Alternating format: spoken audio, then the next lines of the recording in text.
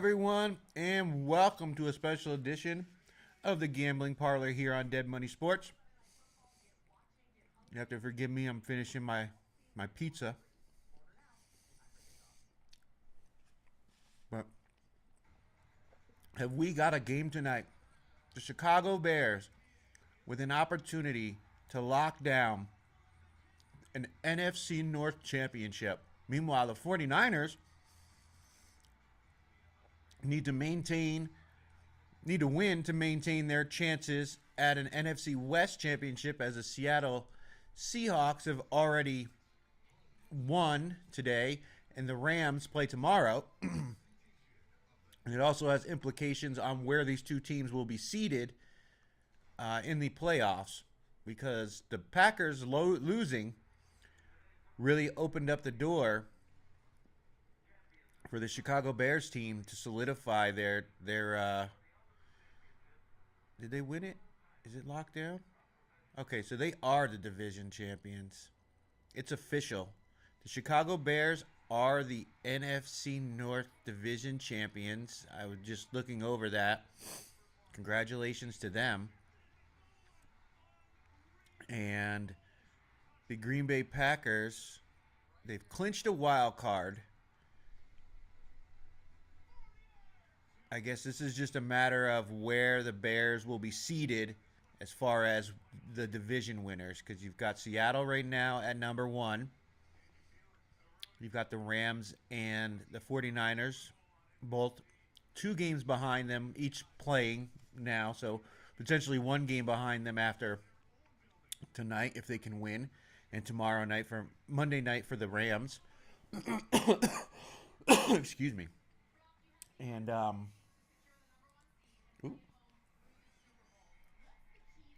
what's up with that?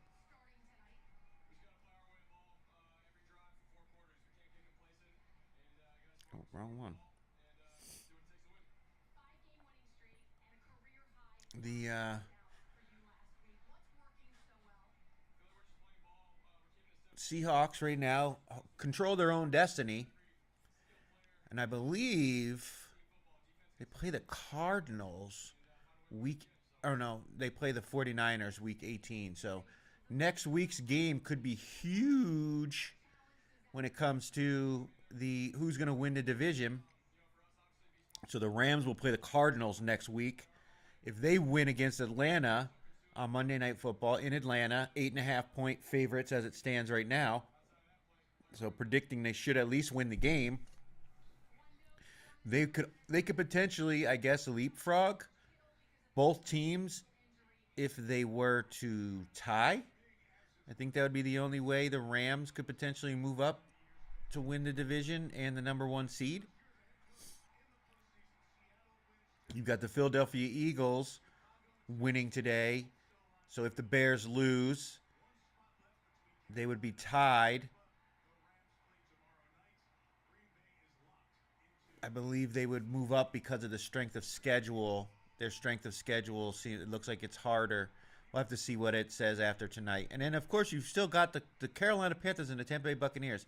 Now, the Panthers had a tough game, right? The Panthers were playing the Seahawks, a team that could be considered the best team in the NFC. Right now, the number 1 seed. The playoffs go through Seattle, and they're also going to have the bye week if everything plays out the way it is right now.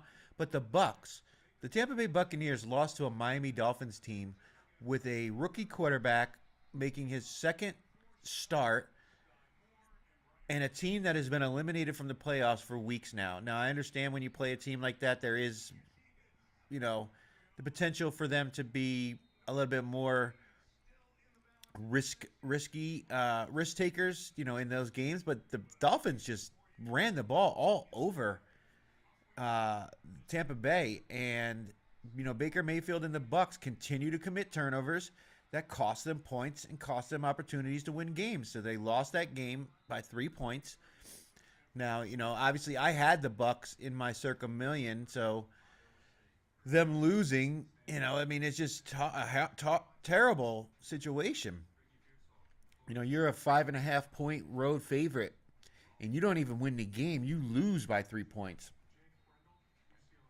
The defense for the Bucs I remember when this defense used to be good at stopping the run, but they have gotten gashed basically since their bye week by teams that can run the ball.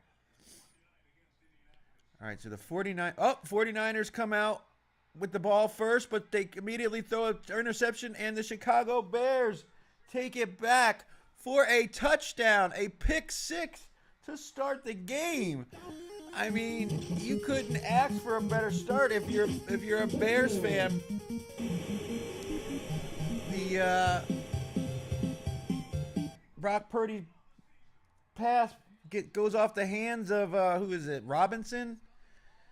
And, well, it wasn't even close. It went off the hands of Wright and then right into 53's hands, Edmonds, and he takes it back for a touchdown. And the Bears jump out to a quick 6-point lead. I mean, the Chicago Bears team has been feasting on turnovers all year, and they immediately capitalize on a mistake by the 49ers, putting themselves in a good position to start this game. And they are up 7-0 already. We are 15 seconds into the game, and just like that, they've got a touchdown. Wow.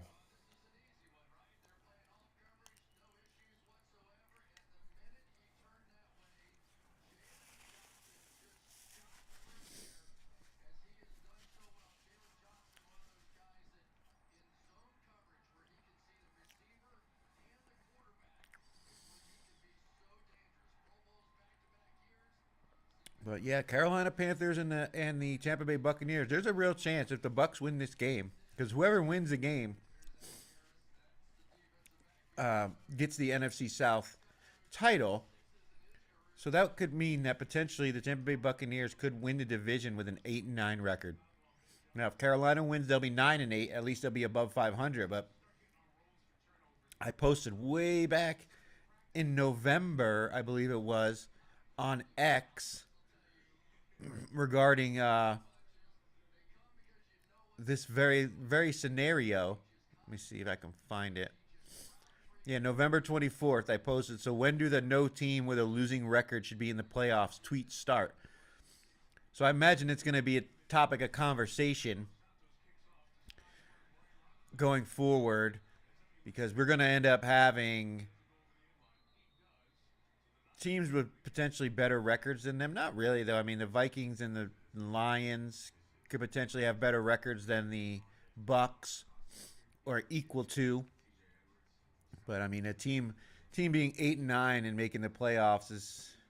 I don't want to see the Bucks in the playoffs. I'm tired of seeing them in the playoffs for one. And the way they're playing, they're going to get knocked out in the first round. They don't deserve a home. They don't deserve a home playoff game.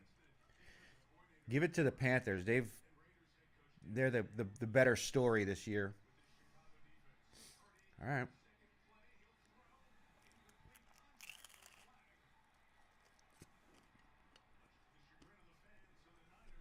Patriots, 49ers got the ball again after that pick six and immediately an incomplete pass.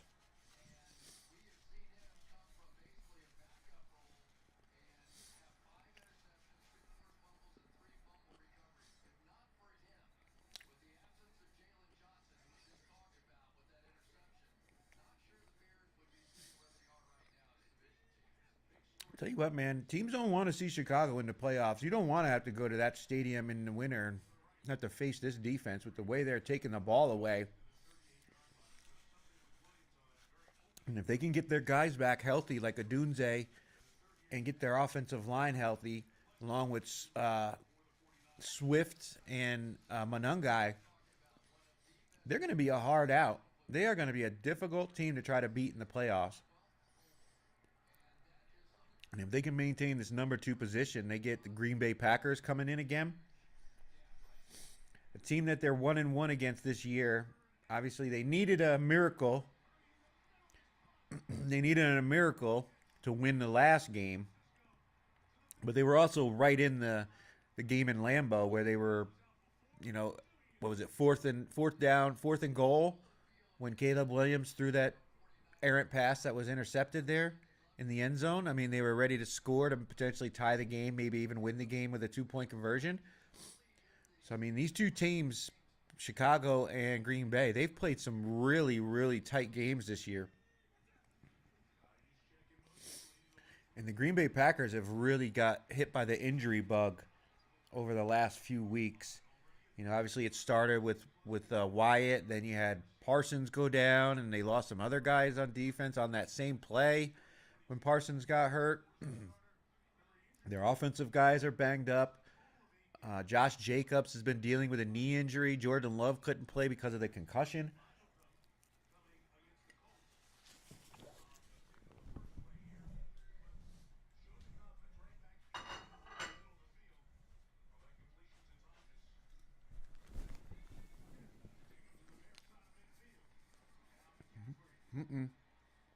I don't think so.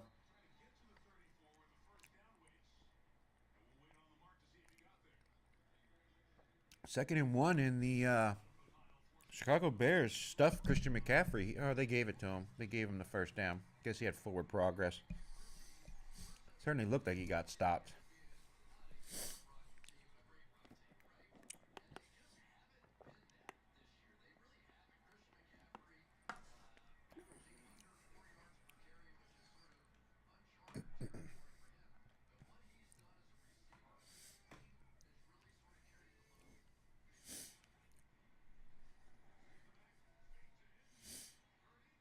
Oh, tipped, knocked down by the defensive lineman. So now it'll be 2nd and 10. Now, do a little update on some of the contest results as we watch this matchup. The Circa Survivor set Week 17A, which was the Christmas games. There was one elimination. One entry went with the Commanders when 5 were on the Cowboys, and the Cowboys were able to get the victory. And then the Vikings got the win against Detroit in a very, very interesting spot there for people to back the Vikings with Max Brosner at quarterback. But somehow the Vikings were able to get it done. They created 6 turnovers in that game. Detroit had 6 turnovers in that game, and they were able to win, I believe, by 10 points.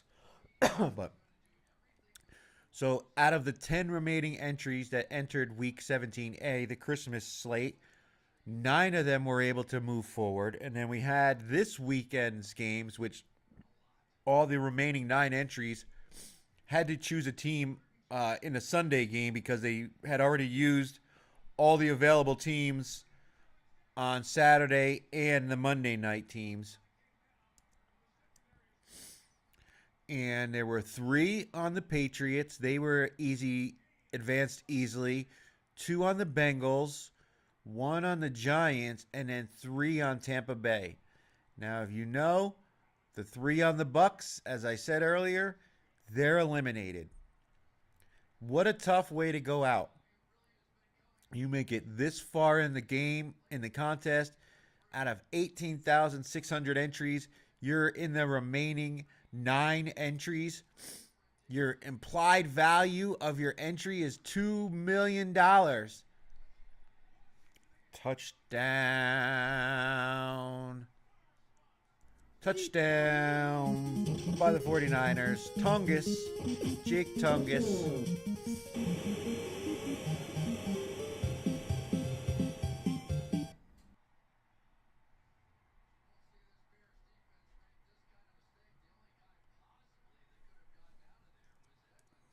I mean, he was wide open.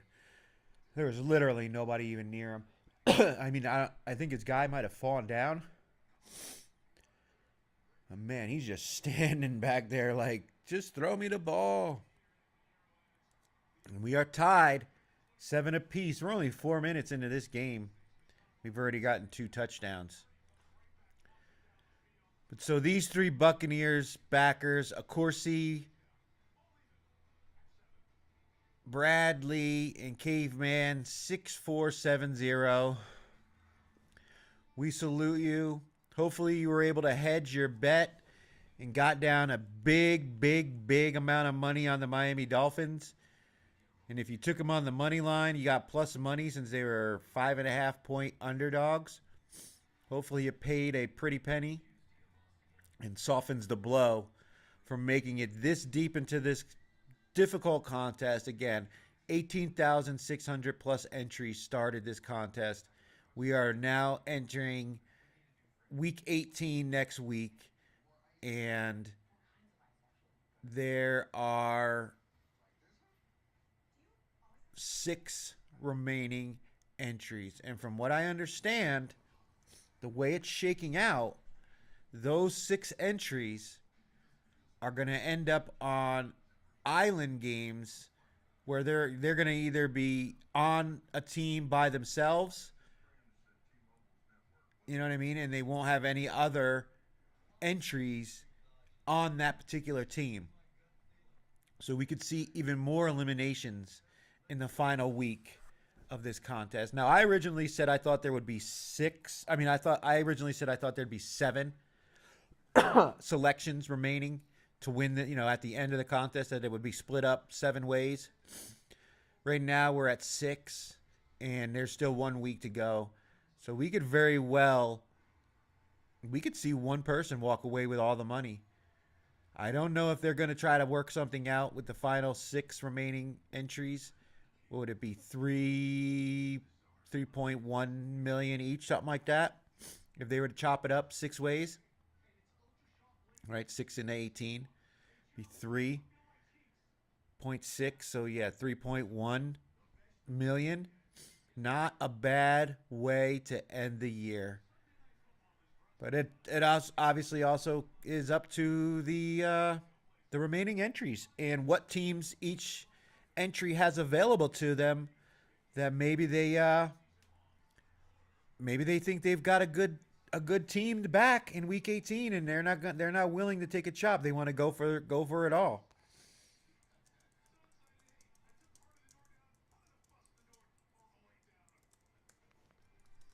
So will there be a chop?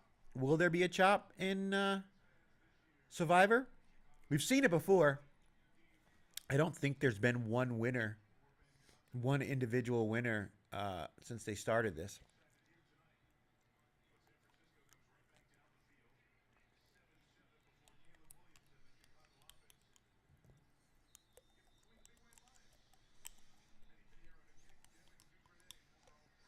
I'm hoping they don't chop. If you remember last year, or if you don't, if you weren't in the contest or paying attention to the contest last year, I believe it was week 17. I could be wrong, but I want to say it was one of these standalone weeks.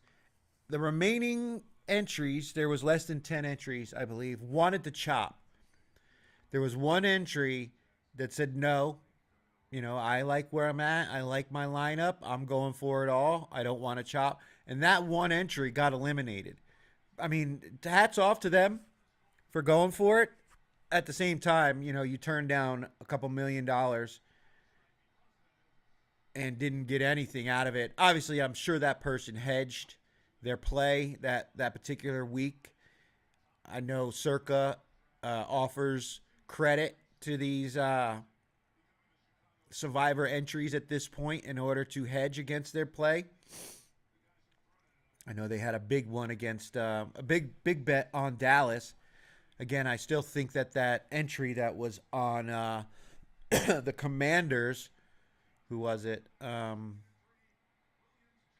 C3 picks may have been that individual who put that big bet down on the Cowboys money line, the $1.18 million bet on the Cowboys money line, and then chose the Commanders as their Survivor selection, knowing that if the Commanders won, the Cowboys were more than likely going to, have the most selections. They would be in a very advantageous situation.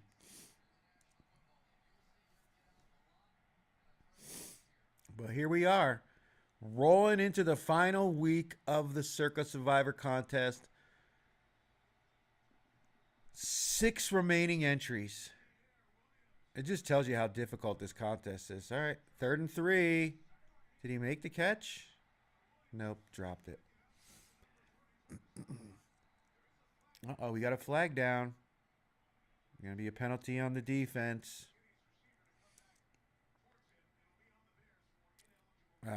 Ineligible man downfield. So we've got, obviously, we're out of the money in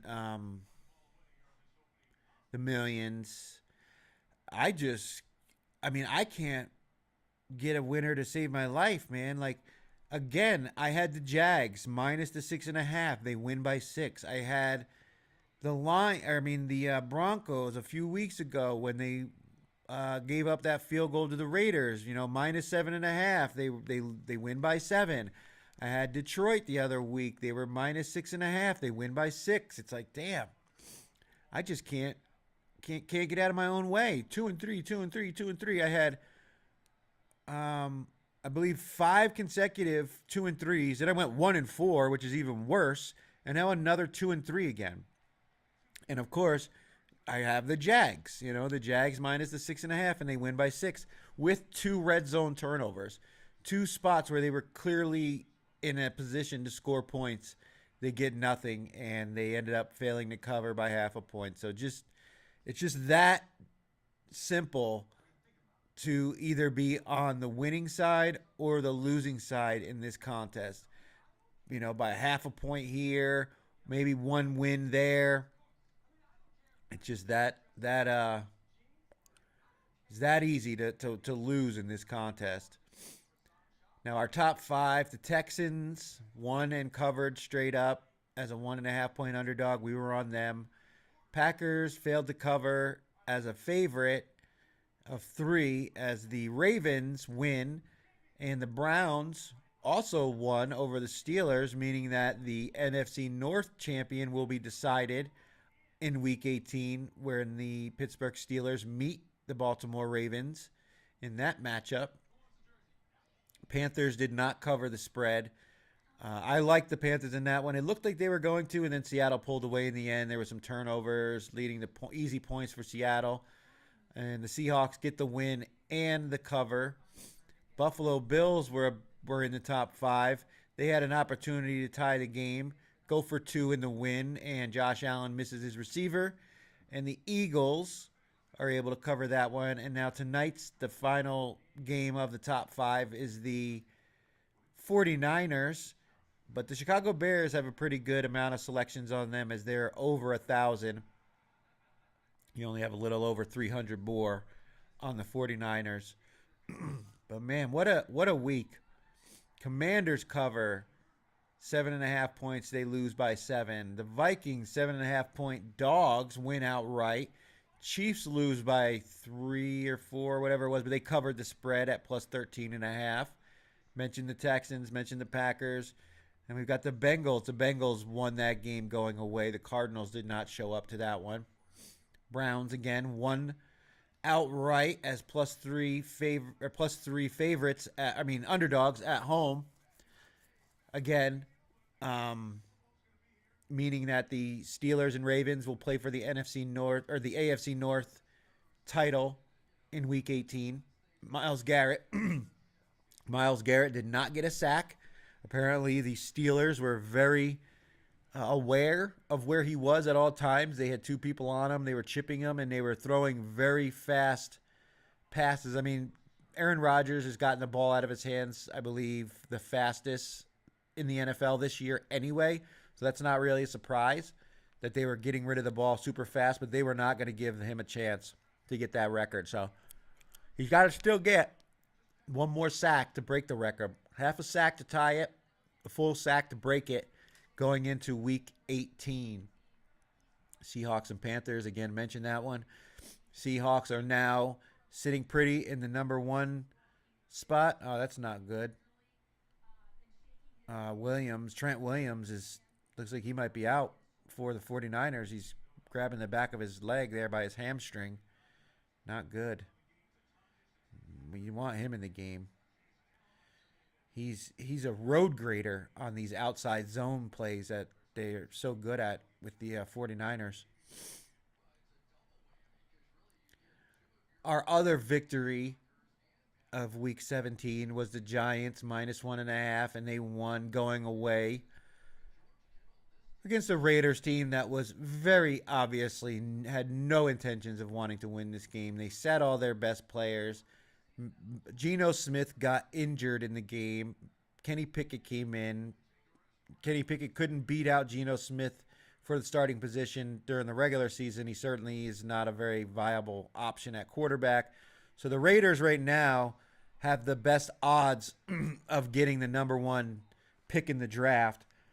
And they're talking about taking, everybody's saying they're going to take Mendoza, the quarterback out of Indiana, with the number one pick. It's got to be a quarterback. There's no doubt about that. I'm sure Tom Brady, in his capacity as a partial owner and consultant to the team, will be involved in the scouting once his season is over as a broadcaster, because I don't know if he's going to do anything outside of the NFL broadcasting of the games. Like, I don't know if they're going to have him do any other. They're going to have him do any other events, during the off season of the NFL. All right, Chicago Bears stand tall and hold the 49ers on 4th and 6 there.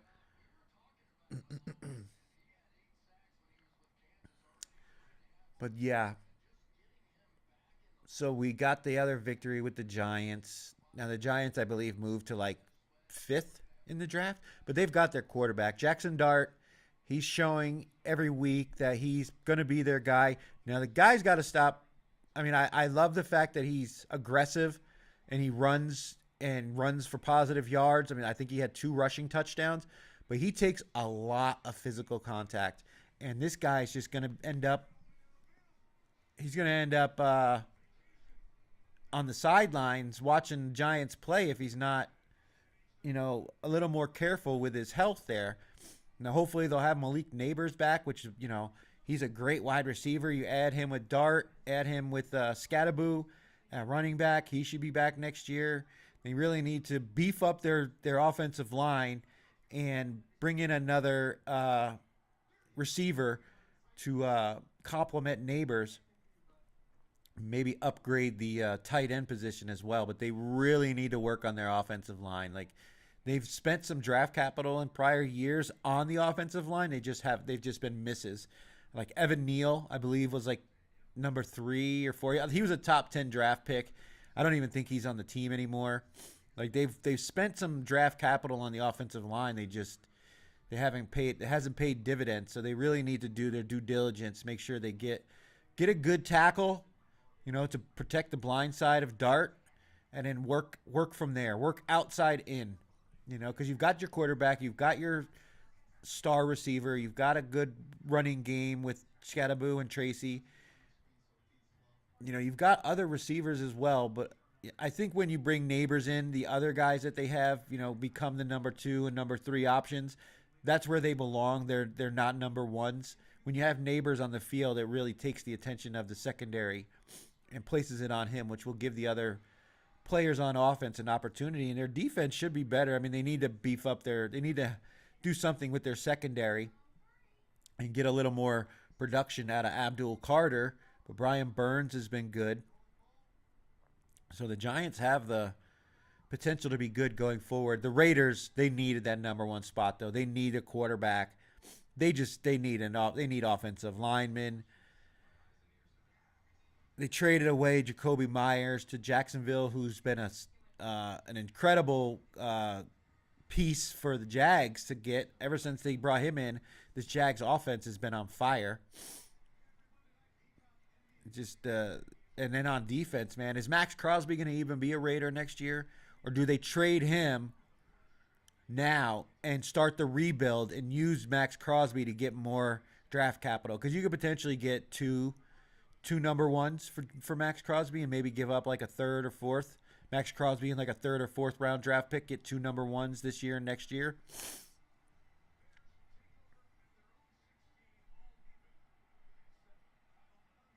So the Raiders just have all kinds of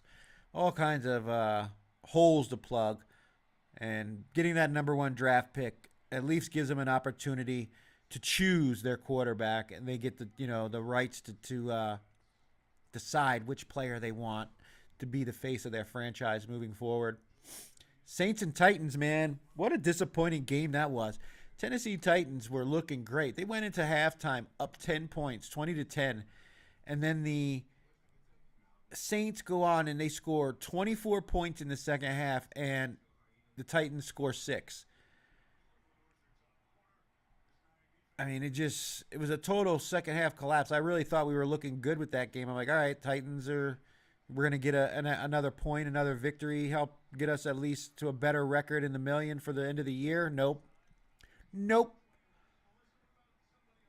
Tyler Shuck, I mean, he's looking like, maybe he is going to be the face of the Saints moving forward.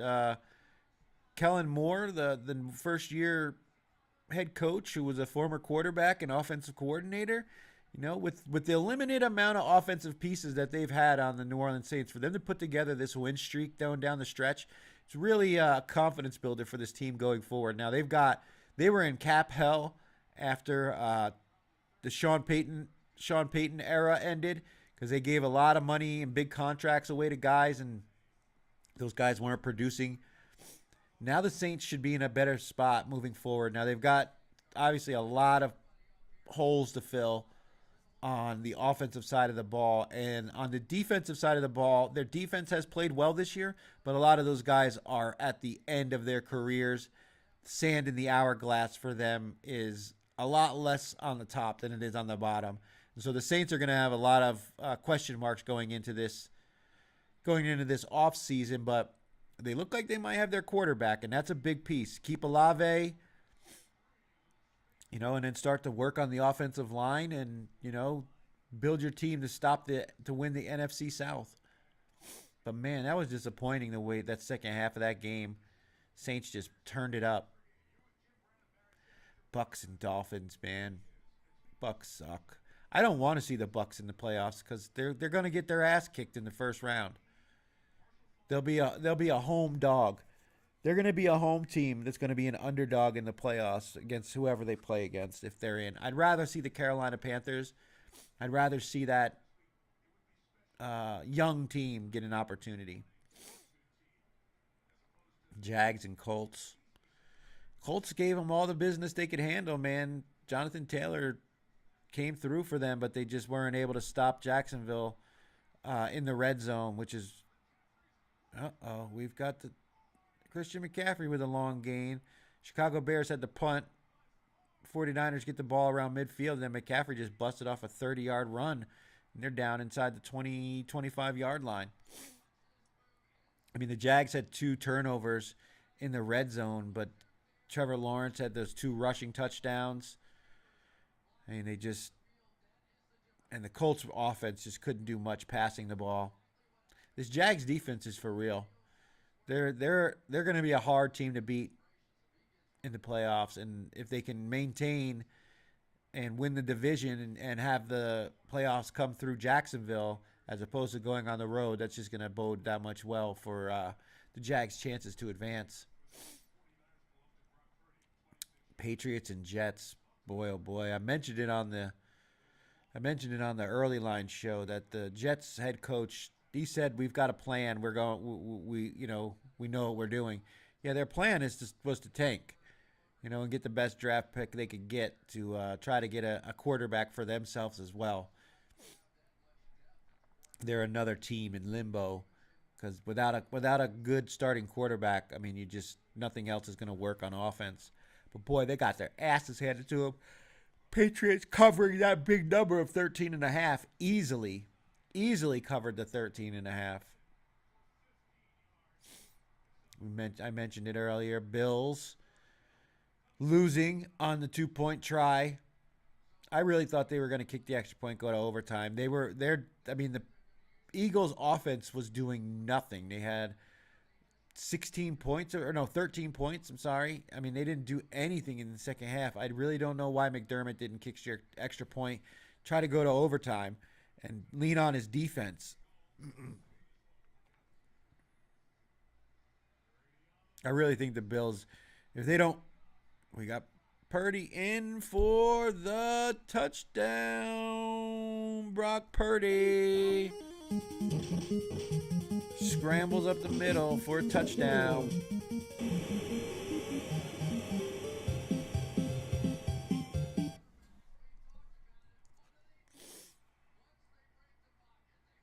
Yeah.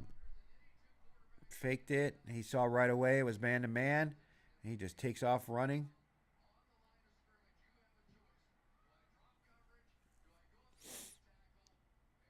Yep.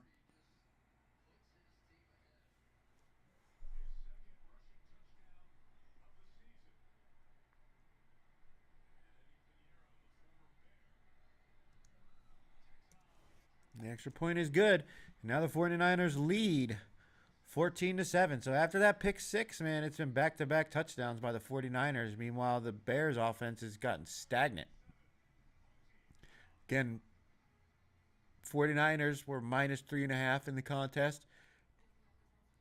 And the 49ers were one of the top selections. But as it stands right now, they're one at the top five is 1-3. So even if the 49ers win, it'll be another losing week for the consensus top five.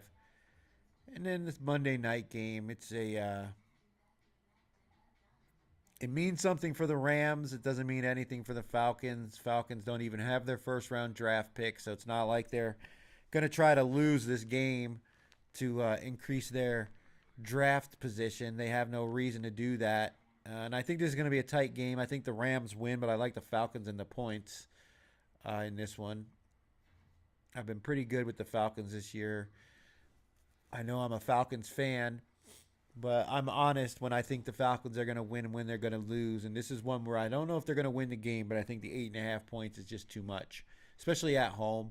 The fans are going to be out. It's LA, so you're going to have a lot of celebrities, both that are from Atlanta, that probably spend a lot of time in Los Angeles as part of their job, but they're going to be out in force in Atlanta. It's going to be a big party there. The fans are going to be loud and raucous.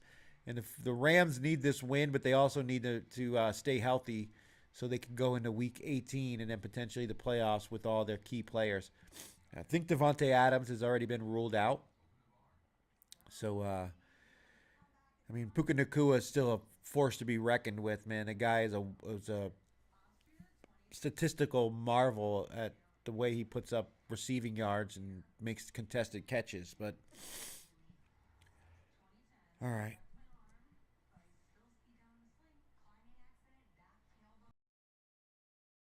It's a commercial break. I got to use the rest.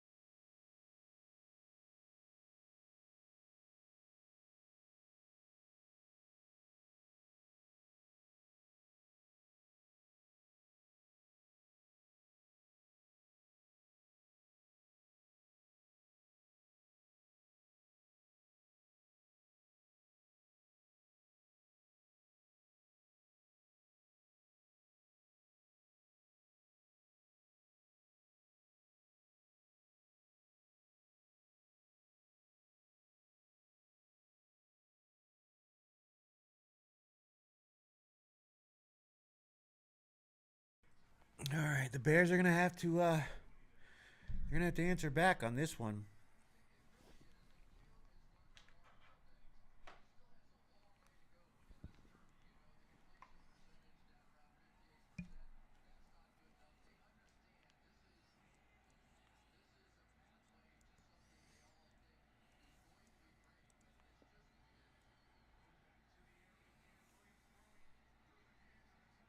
Ooh.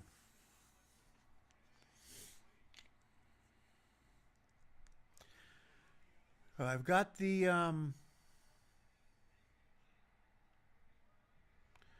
leaderboard up here for the Circa Million. As it stands right now, Coin Hop is leading with 57.5 points. We've got Bruiser at 57, but his week is done. This Coin Hop still got San Francisco left, so he could potentially be at 58.5. Rex Golf puts up a very good 5-0, moving to 56th position. Friend of the show, Potato Commish, still tied for 6th place, but went 2-2. Still has one more game to go, but gonna need a miracle to catch the winner. I don't think mathematically they can unless they went 0-5. And they'd need a bunch of help from the people above them, but still, looking at a top 10 position, that's 5 figures.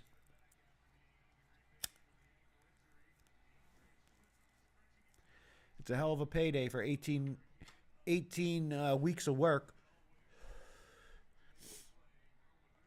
So really rooting for him to.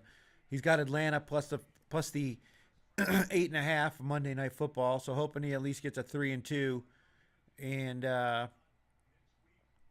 has a fighting chance going into the last week. He'd be at 55 points.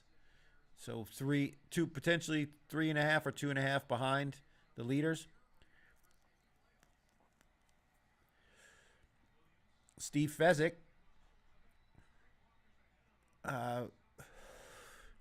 who's on US or Bet US and VSiN, has cashed in these contests before, is really doing well. I believe he went 5-0 last week, staring at a 3-1 right now with Chicago plus 3.5. So not only would that be a win for him, but it would also be a loss for the leader in Coin Hop, who is now who is on the San Francisco 49ers minus the 3.5. Same thing with Sean's Dolphins on the Chicago side, hoping to put himself at 57, which would put him right behind, a half a point behind Coin Hop going into the week 18. So we're definitely have to keep definitely gonna have to keep a watch on the selections for week 18. So be sure to join me here on Dead Money Sports as we will have the selection show for week 18 when they are released during the Saturday game. Touchdown, Chicago. Burton.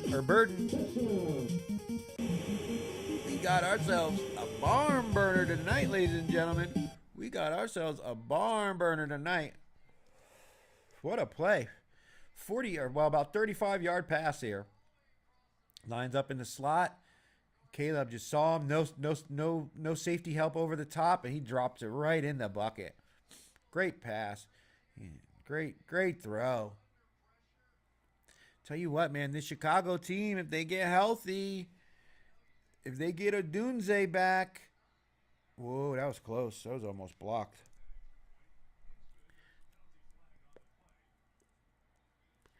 Flag on the play. Flag on the extra point. Tough for Razor Teen, man. He was right up there in the battling for the number 1 spot, and then goes 1-4. That's like the year when I cashed the first quarter prize. I went 5-0 week 17 and had a chance to move myself up into the top 10, or at least the top 15, and ended up going 2-3 in week 18 and fell just outside the money by half a point. Back then, that was the last year. In Circa 3, that was the last year where it only paid the top 50 positions. Now it pays the top 100 positions, plus any ties. But we are tied. 14-14, we're not even out of the first quarter yet. Loving it. If you got these guys on your fantasy team, you are definitely loving it, because a lot of these games this week were booty. course, I had Derrick Henry on the team that was eliminated, and he went off this weekend. Another friend of the show, Scrimmy 67, who cashed in the quarterly prize, has been having a tough go of it the last 2 weeks. I believe he had a losing week last week. I want to say it was 1-4, maybe 2-3, and now he's sitting at 2-2 with Atlanta plus 8.5. I'm hoping he also gets a win with Atlanta, give him a winning week, maybe move him up into the top, because right now he's tied for 40th position, which is a far cry from where he was just 2 weeks ago when he was fighting potentially to win the whole damn thing. But a point would move him up, into like the 30s, maybe in the mid 20s. With one more week to go, he could certainly get himself up into the top 10 and still have a 5-figure payday. I mean, he won $60-something thousand in the quarterly prize. So this is all house money now. But just tough run down the stretch. Fan of the show. Currently a Floridian, living the life in Florida, which is where I'm originally from. So, that's always a plus. I always have a soft spot for my fellow Floridians, whether or not you're born there or you're a current transplant. But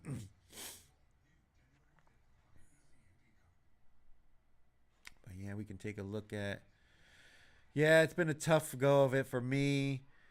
I'm a fan of a couple of shows that are on. I can go ahead and pull up my record for this year. But Gridiron Gamble, the podcast and show on YouTube that I like to watch, that deals with the Circa contest. They've had a bad run of it the last 2 weeks. They were potentially going to make it into the money. Now it doesn't look like that's going to happen. Same thing with Woodard and Wawa. They're the contest-based show that's connected with Wager Talk on YouTube. If you're not watching them or watching Wager Talk at all, you should check that out. Definitely have some good advice on there. There's a couple of handicappers on the NFL that opinion I will take seriously. Like if they're really have real strong conviction on a side, I will definitely take it into consideration. But look at this. I mean, I was up to 252nd place out of whatever it is, 5,600. We were right in the mix, man. And then bang, 2-3, 3-2, 2-3, 3-2. So we're 500. Throw up a 4-1, right? Boom, we're right back in it. 338. Then look at this. 2-3, 2-3, 2-3, 2-3. Then of course last week's terrible 1-4, 2-3. And how many of these games that were 2-3 could have gone the other way? The Denver game, there's one. The Detroit game, there's one. The Jags game, there's one. I mean, it's just like I just couldn't catch a break on these weeks here, man. Going from being in 338th place in week 11, going into week 12. 1, 2, 3, 4, 5, 6 consecutive losing weeks, man. And it's a 2-3. It's like if you just, had a little more conviction on one other team, what would it be? If you added 6 points to my total right now, I'd have 49. I mean, it'd be close. Just a tough contest. And I've come to a conclusion about something that I have paid attention to it in the past, but I've allowed it to affect myself almost annually. And what it is this right here, week 11, that's when the holidays start. That's when we start rolling into the holiday season. And all of a sudden, other things in life start taking a priority, and you're not putting in the time that you were putting in earlier. And I can if I'm being honest with myself, I wasn't watching the games, the condensed games, like I had been earlier in the season. I would watch every single game.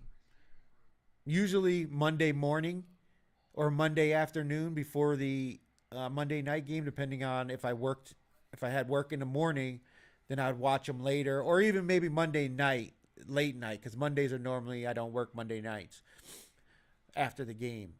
But rarely do I work Monday nights.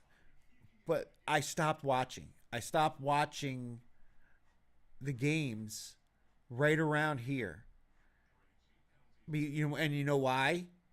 Because of this. Because of this. 32 and 23. Because I'm saying to myself, you know what you're doing.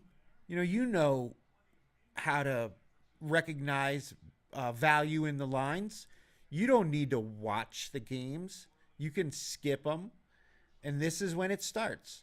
Right around when the holidays start. And for those who may not know, my birthday is also right around Thanksgiving.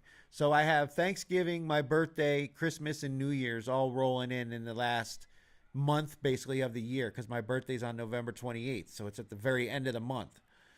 So it's basically a month from my birthday and Thanksgiving through Christmas, through New Year's. And that's right here when all this losing started. So I've made a reminder on my phone that at the beginning of November to remain focused and do not slack on the research aspect of the Circa contest.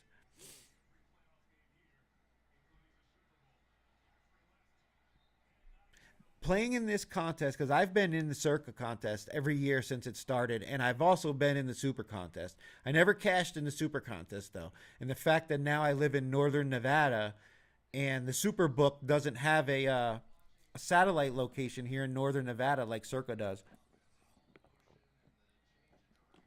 Circa has a small sports book in Reno where I can go there and sign up for the contest. Because I live in Nevada, I don't need a proxy. But I'm not going 8 hours. It's an 8-hour drive or flying from Reno to Vegas, which wouldn't cost shit. But going to Vegas, I don't know. Maybe I will this year if there's something worthwhile going to. But I got to go to Vegas. I got to find get a hotel or somewhere to stay. Go to the books. Do the entry thing. Sign up, pay your entry fee. And then come all the way back up here to Lake Tahoe, where I live, just to sign up for the Super contest. You know what I mean? I can sign up for the Circa contest right here, an hour away. So, and I drive to Reno all the time. So, I wish they would open up a sports book here for the Super contest. I would enter the Super contest again, but I never cashed in their contest. But I've cashed in the Circa Million. And what I've learned over the time that I've been in these contests is it's very much like playing tournament poker, right? Like you have to have patience, you know what I mean? And you have to look for opportunities when the opponents, the other entries, they may be weak or have, that there's going to be a very popular side that you want to take that other side just for the actual leverage part of it. You know what I mean? That like you could potentially gain ground on a majority of the field by going, against the grain. And you see that a lot. Man, this 1-4 really sucks. Yeah, here's my overall for the year, weekly records. I had 1-5-0, only one this year. So that was one parlay that cashed. That was around 28-1. That was the only one I cashed this year.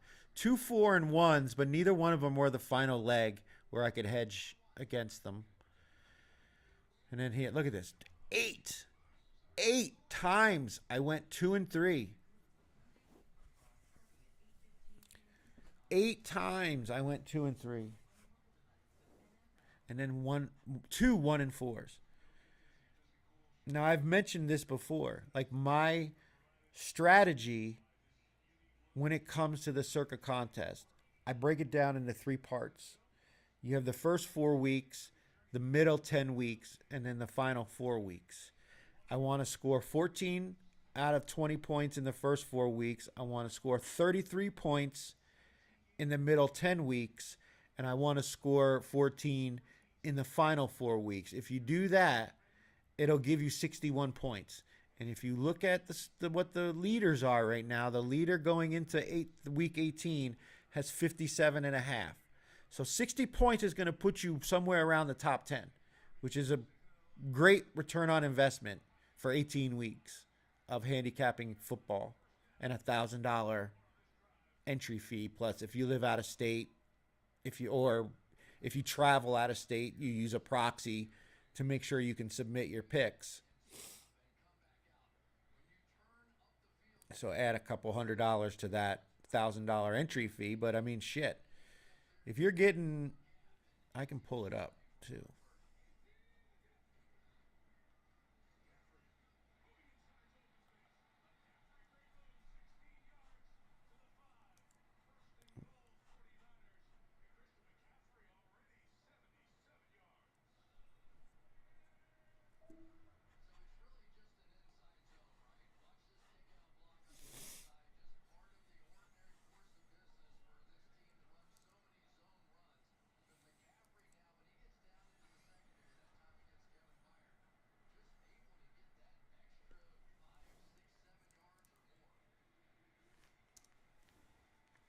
They have the payout. Another touchdown. Man, this is a hell of a game.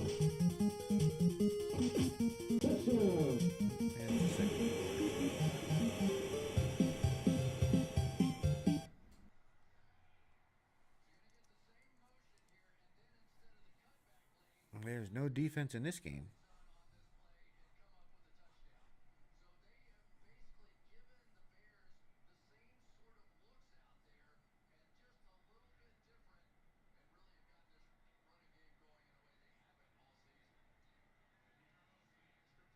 Okay, so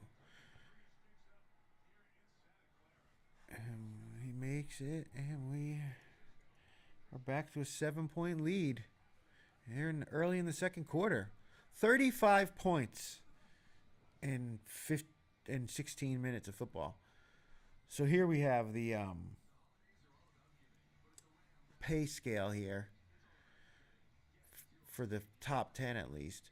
First place is $1 million, obviously. That's why it's called the Circa Million.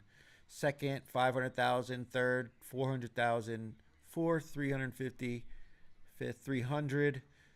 So anywhere in the top 10, and even top 10 is 90 grand. Now, how it works is, let's just say 8th, 9th, and 10th place were all tied, like they had the same amount of points. You would add these three totals together, and then you would divide it amongst the three entries. That's how it works. Like, that's what happened to me with the quarterly prize. It was $250,000 for first, second, and third place. There was 5 entries that we all tied at 18 and 2, so we split the 255 ways. You added up the prize money and split it. And look at this shit though.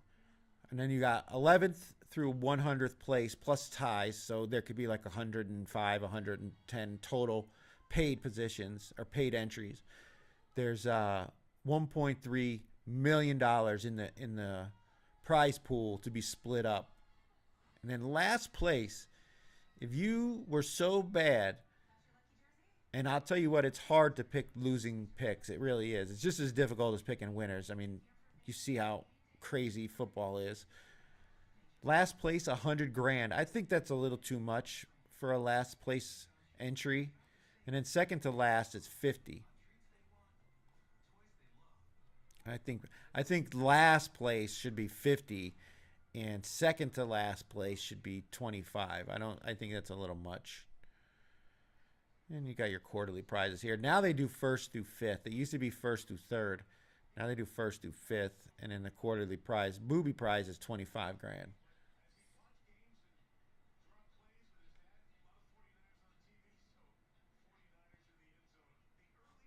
Let me see.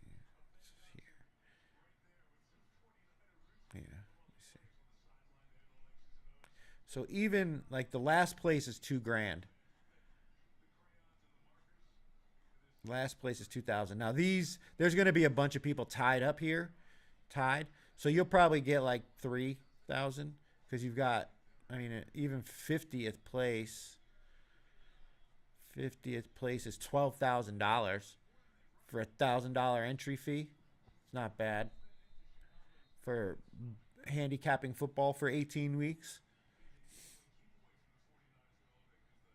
That's why I don't understand why more people aren't into this. I mean, you got 5,600 entries this year. It's gone up every year, but the Survivor, you got 18,600 entries in Survivor, and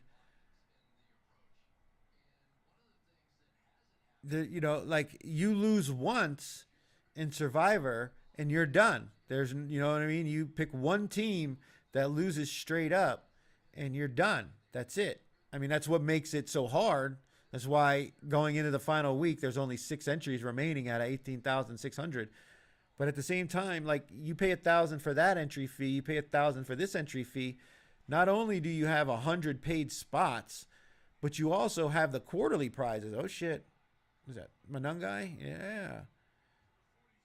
This is good. This game right here, it kind of reminds me in a way of that Rams Chiefs game. Remember that one when it was like, I don't know, they scored like, each team scored like 60 points or 50 points, some shit like that. I remember there was defensive scores, there was big plays. That's all we've seen in this game. I mean, a pick six right off the bat, 40-yard touchdown. Yeah. Manungai again slips a tackle, another first down. So I'm just surprised that there aren't more people who get involved in this contest. Because a lot of people, when I talk to them, they're like, oh, I don't want to pay for the proxy, which I guess I get that.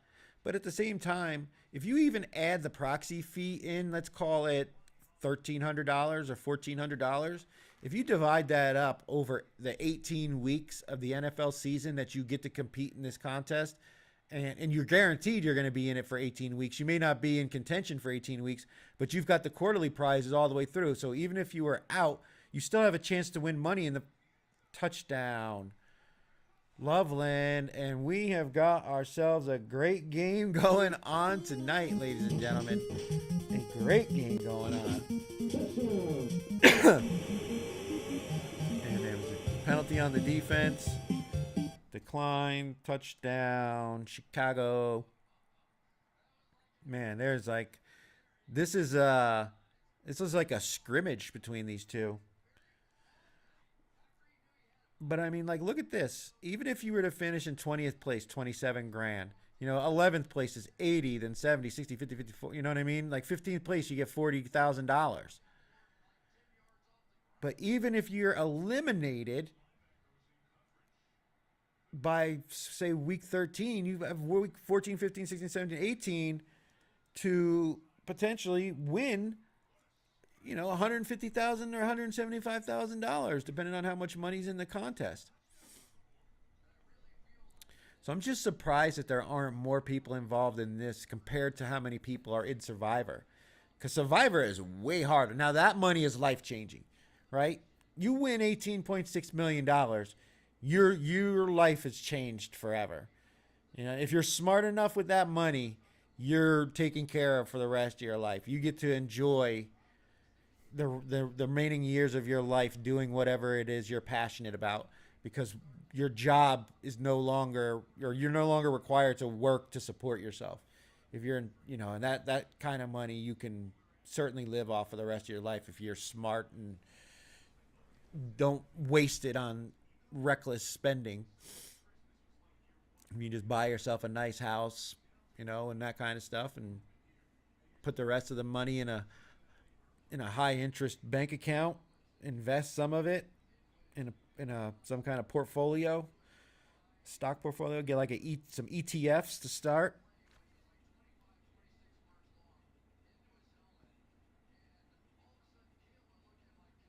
What a game. 21-21. 12 minutes and 20 seconds remaining on the clock. What a game. What a game. Yeah, because there's only going to be six. Well, there are only six people remaining in the Survivor contest. So, like you're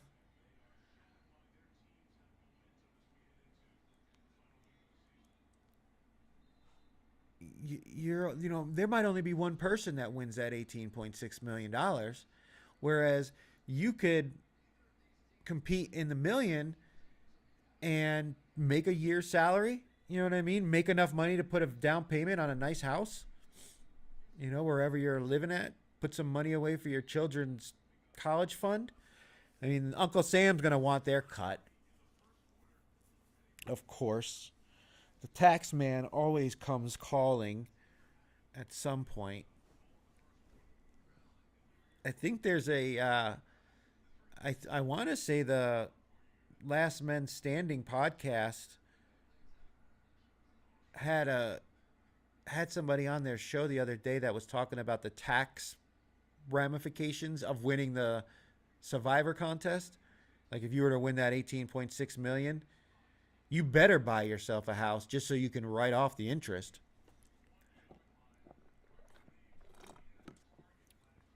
You need to start an LLC or some kind of S corp, and then claim that money as income to the corporation.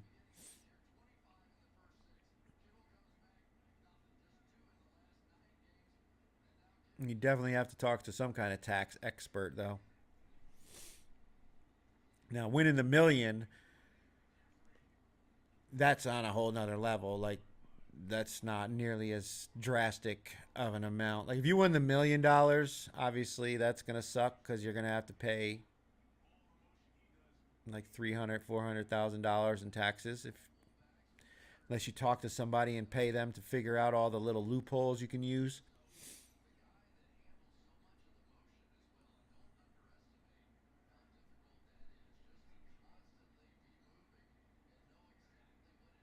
Six touchdowns already. Man, if you have like anytime touchdown scores in tonight's game, you're cashing those bets tonight.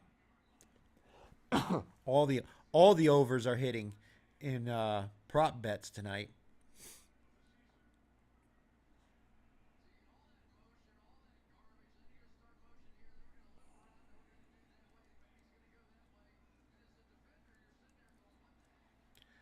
So I got the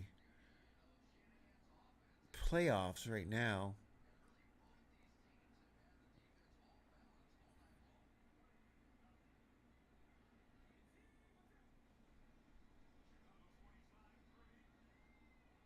Oh shit, watch out. Man, Brock Purdy rolled out and then just stopped, and the defensive end was coming full speed at him. Luckily, he ducked at the last minute. He would have got crushed. That's the difference between playing the next play and being out for the playoffs. Like, he could have literally taken Brock Purdy out.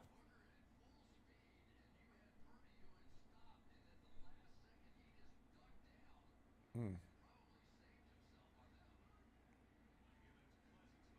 I'll tell you what, though.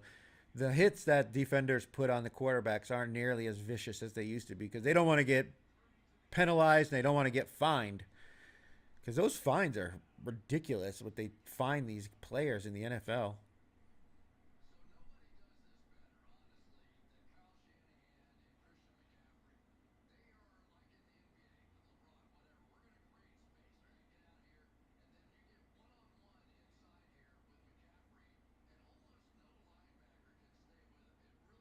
Yeah.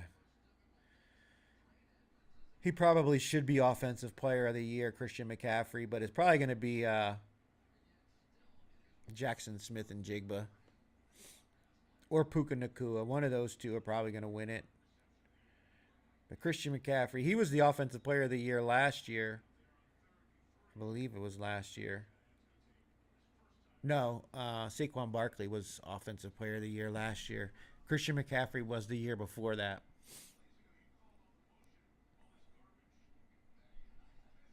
I had to think for a second. Because I won the bet on that one. The one when Christian McCaffrey won. I placed it at the preseason. It was 16-1 for him to win the offensive player of the year. So that was a nice one. I did good that year. I had Lamar Jackson to win the MVP. It was like 7.5-1, 8-1 at the beginning of the year. Christian McCaffrey, offensive player of the year.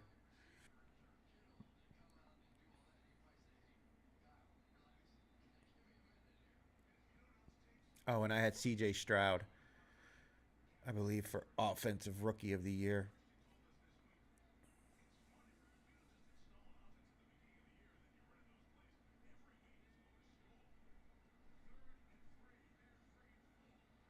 Oh, he's going. Nice defense.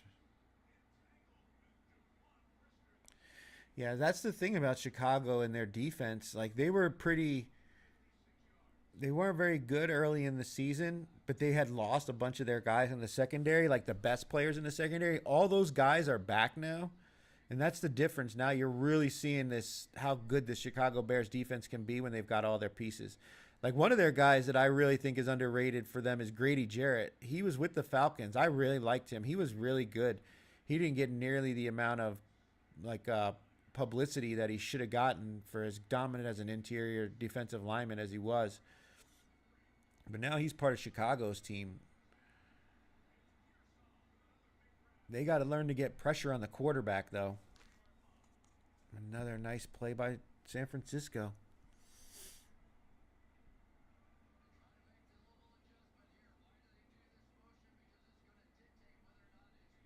So Chicago's either going to be number 2 or number 3 because Carolina or Tampa Bay is not going to take them over. They're going to be the 4th team in the playoff rankings. So they're going to either play the NFC South team is going to either play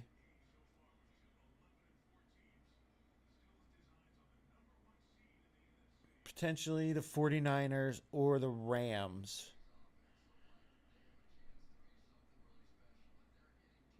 So they're going to be an underdog. Whoever wins that game on week 18, Carolina or Tampa Bay, is going to be a home dog to either these 49ers or probably the best power rated team in football right now, the Los Angeles Rams, when they have their full offensive group. When Adams is back from this injury, when they're going into the playoffs, they're probably the most dangerous team in football, at least in the NFC.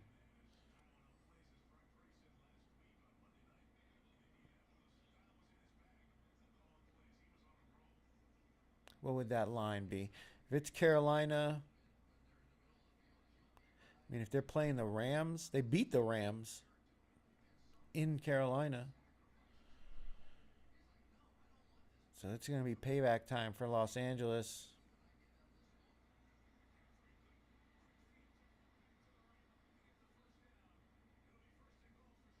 It's probably be Carolina plus 3.5 at home against the Rams, against the 49ers.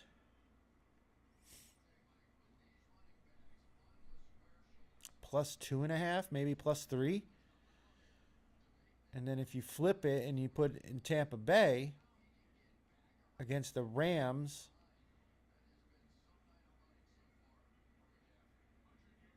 at the way the Tampa Bay's been playing recently, I would say probably Los Angeles minus 4.5 and San Francisco minus 3.5 for those games.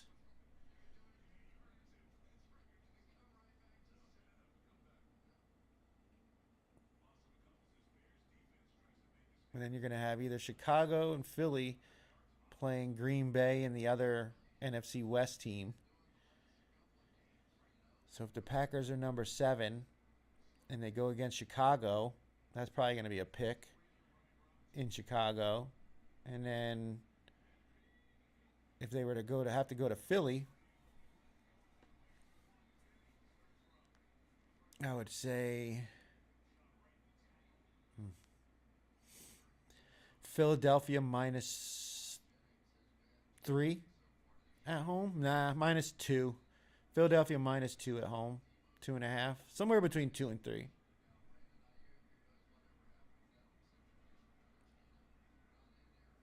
And then who's going to play Los Angeles? I assume it's probably going to be Los Angeles number 6.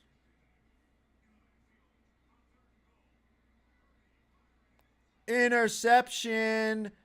There's a flag on the play, though, I think.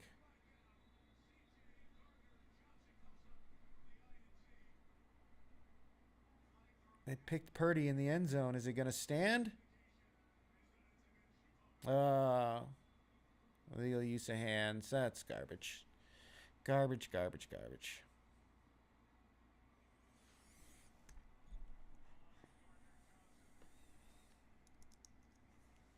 Absolute garbage.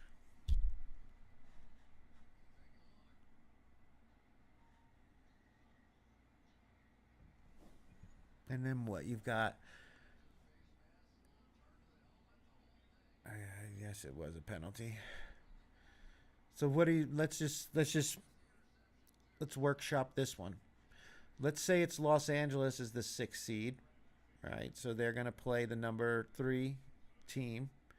Let's say that is Philadelphia. Rams versus the Eagles in Philly.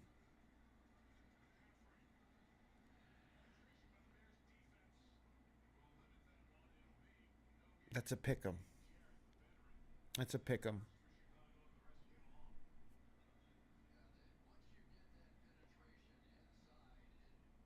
The weather will be a factor again. Remember that big snow game last year. So that'll obviously be a mitigating factor in the point spread. But as it stands right now, I'd make it a pick 'em. Now let's just say it flips and the Chicago Bears are the 3 seed and they're taking on the Rams. Rams going to Chicago.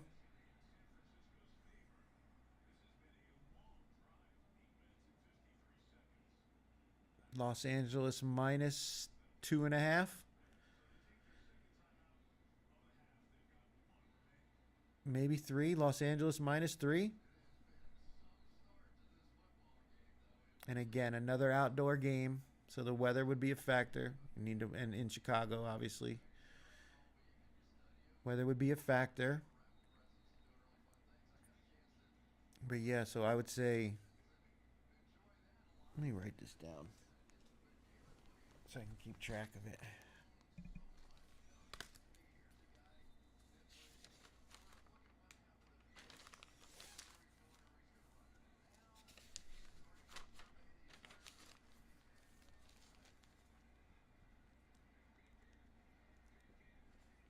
Second and goal.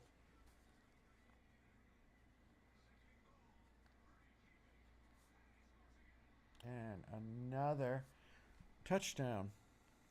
Oops, wrong one.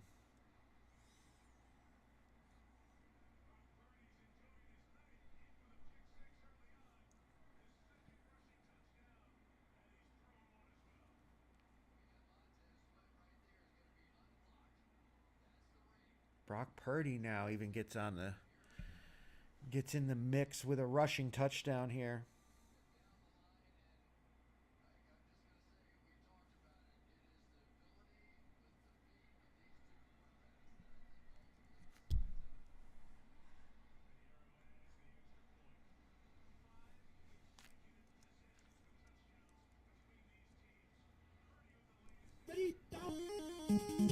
Touchdown.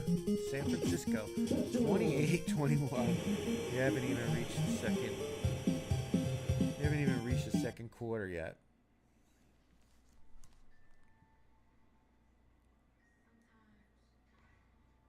So let's just say Green Bay.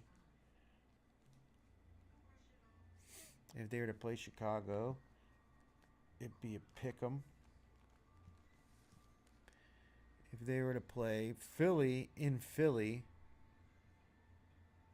I say -2.5. And then you've got the Los Angeles Rams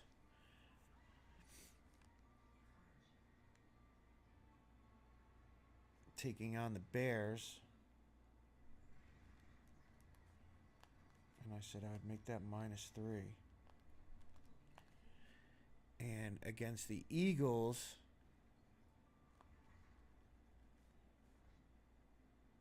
-2.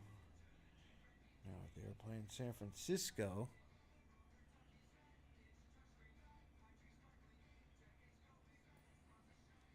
what was it, 3.5 tonight?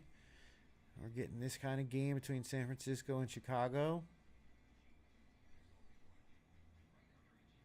I don't know how this game's going to turn out, but as it stands right now, I would also say Chicago -3 against San Francisco.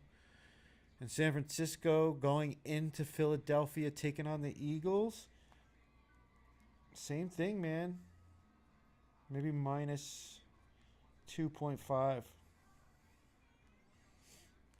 And then you could have Carolina, who's going to be the number 4, or Tampa Bay going to be number 4. Carolina versus the Los Angeles Rams, who they won against at home.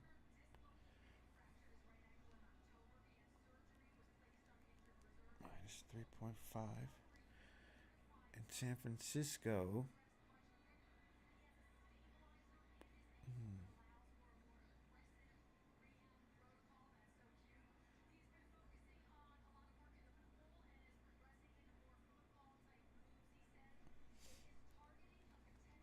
Say -3. And then Tampa Bay was the one where I said Los Angeles Rams -4.5. San Francisco -3.5. I want to make sure I have those for when the lines are actually announced, depending on how the seating is. Let's see if Chicago can tie this game before halftime. Flag on the kickoff. Flag on the kickoff. Now let's take a look at the... And these lines might not... This might not even be the matchups because, you know, Seattle could very well not be the number 1 seed depending on how things shake out next week.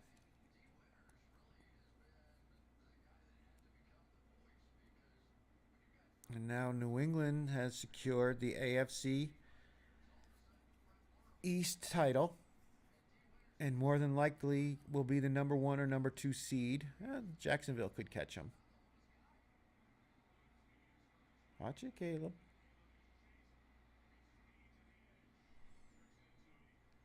But looking at the way the matchups are now, I think Baltimore is going to beat Pittsburgh next week. I think the Ravens make the playoffs. If Lamar Jackson comes back in the way that Derrick Henry's been running the ball and the way this offense has looked, I think they're going to be the AFC North champion. But the way it sits right now, so we would have Buffalo going to New England. Those two teams have played each other twice. Each team won at the other person's place. Now Buffalo's got to go up to New England again and try to win there for the second time.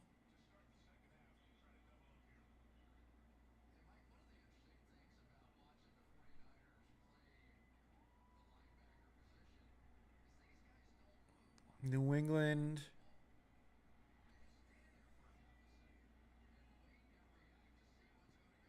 Maybe +2? No. They probably a pick 'em, honestly.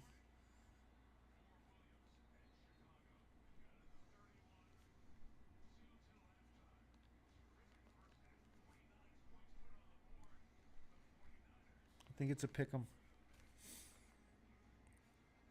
because they've won there already this year.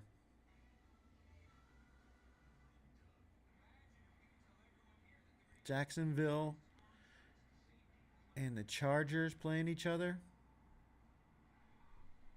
The way it shakes out right now.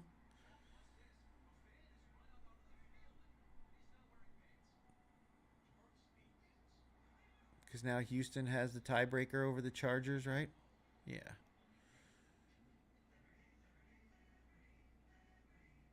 And over Buffalo.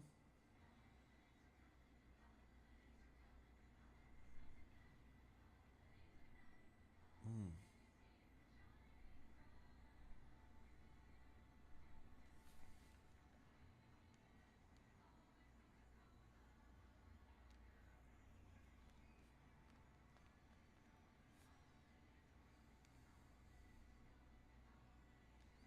Make that Jacksonville minus 2.5.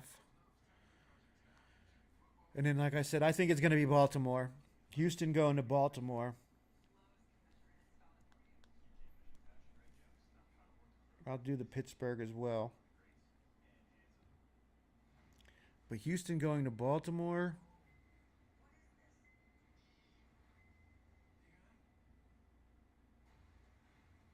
Probably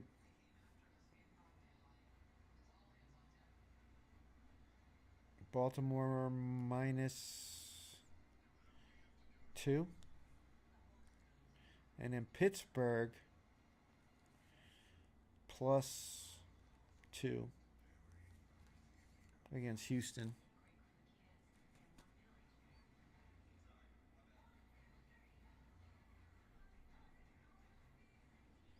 Got some interesting games coming up in Week 18 now. I mean, the biggest ones are obviously the Chargers and the Broncos. It would have been interesting if the Chargers had won this week because they would have been playing for the division. But they still got something to play for because they could move up to the number 5 spot if Houston were to lose.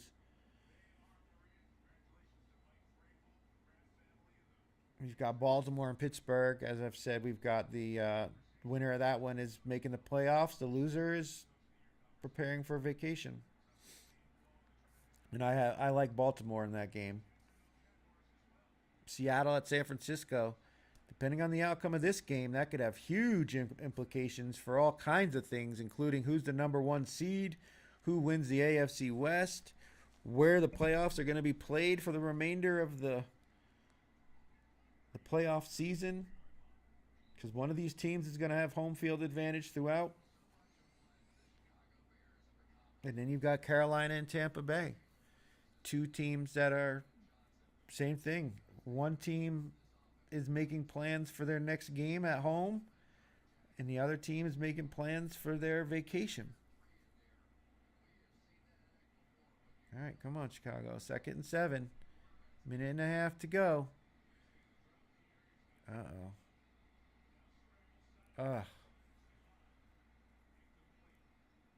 He loves those off-platform throws. Loves those off-platform throws.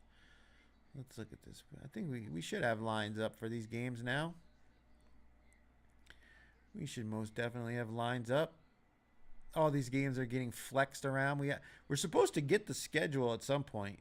That's another thing I'm looking out for. But you've got Atlanta and... Well, we'll go to the good games. And this game could have some meaning. Detroit can play spoiler for the Bears. Maybe. Watch it. He threw that away.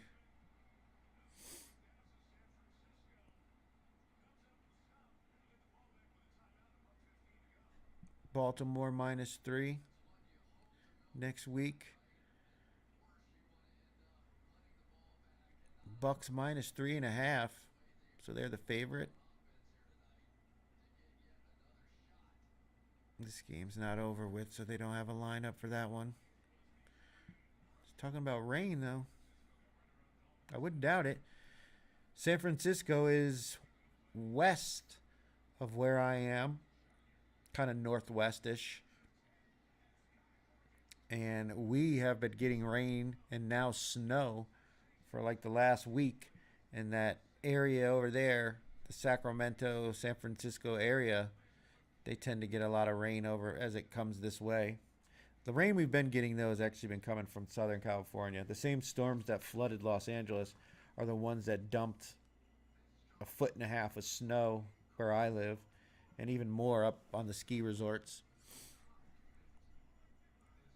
Yeah, we got to get the schedule for this one, but we will be doing the live stream for the whatever the Sunday night football game is for week 18. Once the schedule is announced, we'll have it up. I'll have it up there. We're going to do a live stream during that game. It will be the final game of the regular season, and it's always a game that has some sort of playoff implication, so it's, there'll be drama for sure. You know that. So I assume it's going to either be the Ravens and Steelers or the Panthers and Bucks. My money's on Ravens Steelers because those are obviously Pittsburgh Steelers have a gigantic fan base. They are a national team since their days back in the 70s. And this is a huge rivalry. Whereas the NFC South matchup, although it has just as much importance with the winner going home or the winner getting the division and the loser going home, this makes for much better television. Aaron Rodgers, Lamar Jackson, Mike Tomlin, Harbaugh, TJ Watt, Derrick Henry, you know what I mean? This game right here, it writes its own script. That game, it writes its own script right there. But we need to see what happens tonight because this game could also be in that same category, this Seahawks 49ers game. The 49ers are winning right now, and they're about to get the ball back with about a minute to go in the second half. I mean, in the second quarter, the first half. If they were to win this game, then this game has huge playoff implications. This would be the Sunday night football game because not only is it two West Coast teams, which gels with the time zone, thing, but also it would just be the biggest game because it would determine not only the number one seed, the NFC West division champion more than likely, or division winner.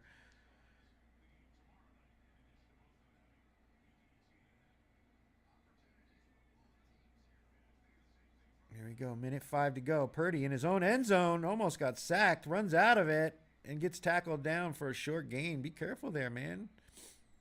Be taking no hits like that. They need you in the playoffs, Purdy. You've already missed enough time. I don't want to see Mac Jones coming out for the San Francisco 49ers in Week 18.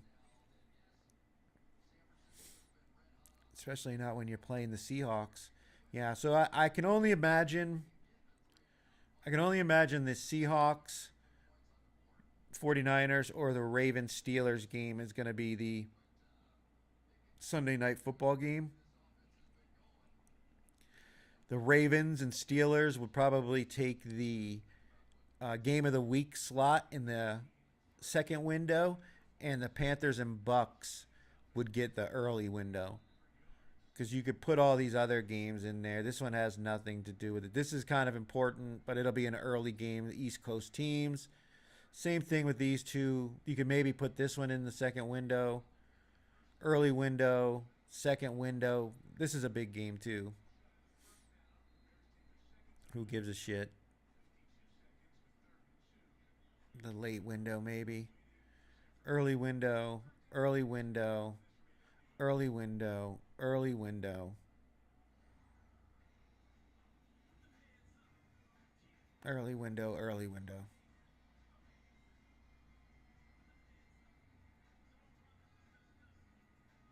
One, two. You don't even need to. You can put this one in there. 1, 2, 3 games in the late window.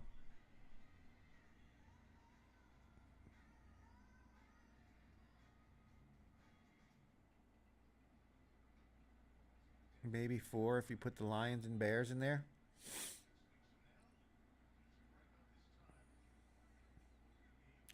Yeah, so they don't know. They don't know what they want to do with these games yet because they don't know the outcome of this game yet. And this game, obviously, is big on what happens with the primetime game for Sunday Night Football. Will it be the Ravens and the Steelers, or will it be the Seahawks and 49ers? San Francisco wins at Seattle and San Francisco. All right. I mean, San Francisco's completing passes, but they're for short gains, so they've only got one timeout remaining, 20 seconds, clock's ticking. Another dump off to McCaffrey. This is like this is a over better and the props dream. All these garbage yards and completions and receptions, and they're probably not going to lead to any points. Final timeout by San Francisco. So, which game do you think should be should be the Sunday night game in Week 18?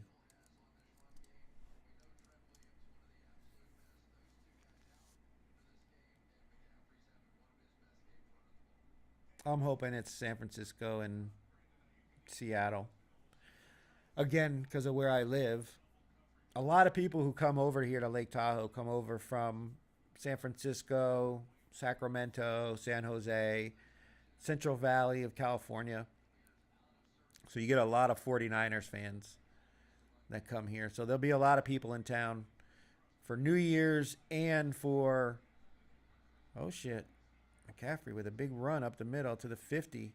No timeout though, so the clock's ticking. One. And that is it. That is it. So it is officially halftime. We're going to take a quick break and be back for the second half of this incredible, exciting Sunday night football game.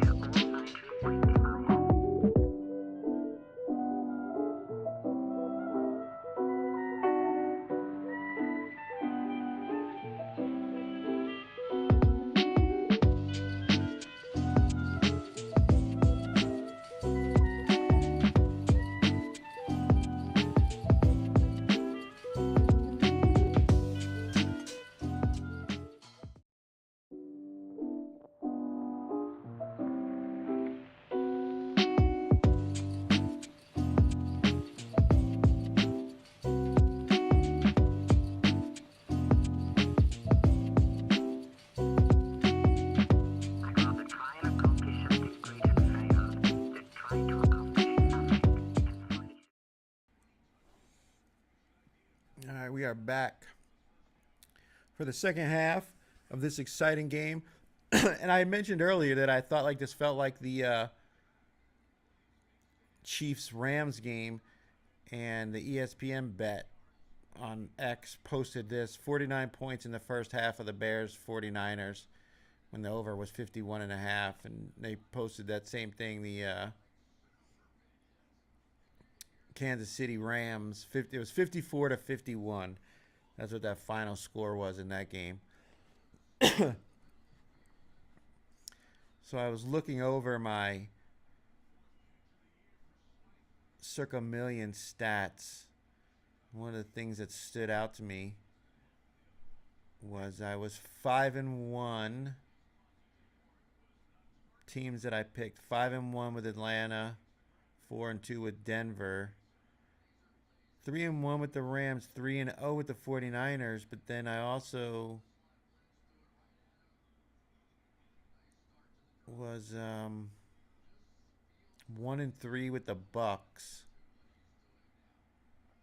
1-2 with the Panthers, 1-2 with Baltimore.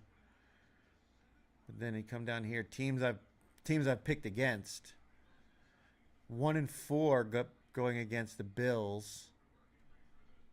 0-4 trying to fade the Seahawks. That was a bad idea since they've been one of the best against the spread teams this year. That was a terrible decisions by me. 0-2 going against the Rams, another great team that's been covering spreads. And then 0-2 against the Titans, a team that I kept saying I thought was going to cover more spreads than they would wins, and that's exactly what happened. So just bad. And then look, the only team I haven't bet against, you can't see it, it's off the screen, but there's only one team left, and that's the Atlanta Falcons. And that's because that's my team, and I won't bet against them, but I'll tell you if I don't like them. And that's why I said, I mean, look, I'm 5-1. I'm 5-1 picking with Atlanta, and this is I've never used them this many times in a contest, but I just felt very confident when I was backing them that they were the right side.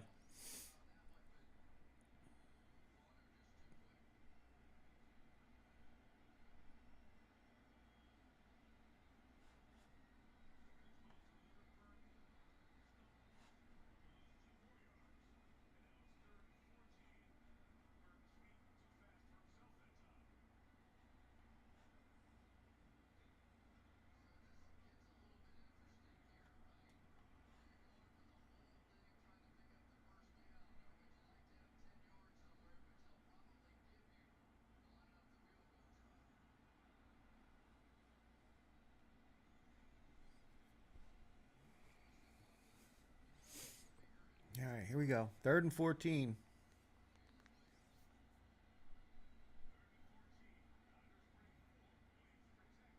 Oh, and he's got him. First down, Bears.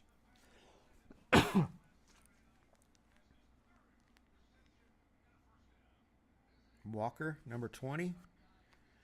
All right, starting to see some names, some unfamiliar names stepping up for the Chicago Bears team. Let's do it. But this is what, when you're building a team and you have a bunch of young guys, this is what happens. The talent comes out.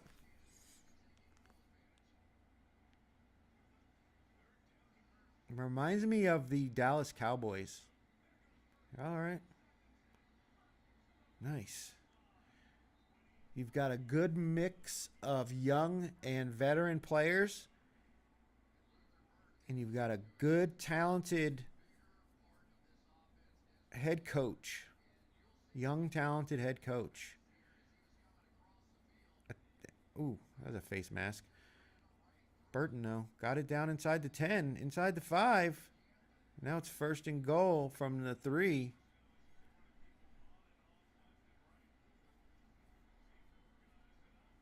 All right, now it's 2nd and goal. Looks like this is ahead a little bit here.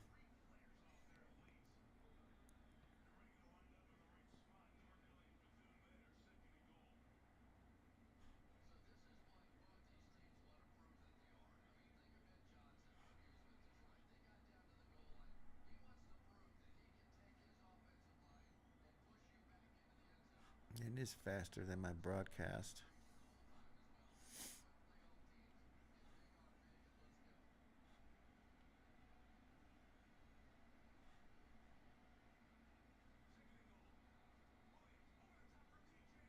Mm. Third and goal from the 2.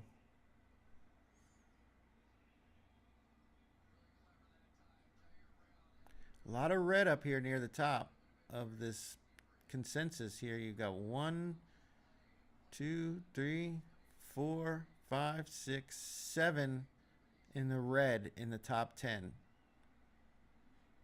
Now, San Francisco is currently winning, but Chicago could potentially tie the game right here. Third and goal from the 2. They hand it off. Sweep, and Swift gets in there, and that's a touchdown, Chicago. And we are an extra point away from a tie game.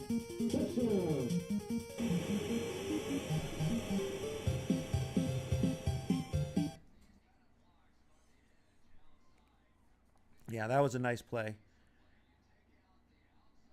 Yeah, pulled the tackle, and that's a large human being. They're not allowed to go at the knees, so yeah. Well done. Well done.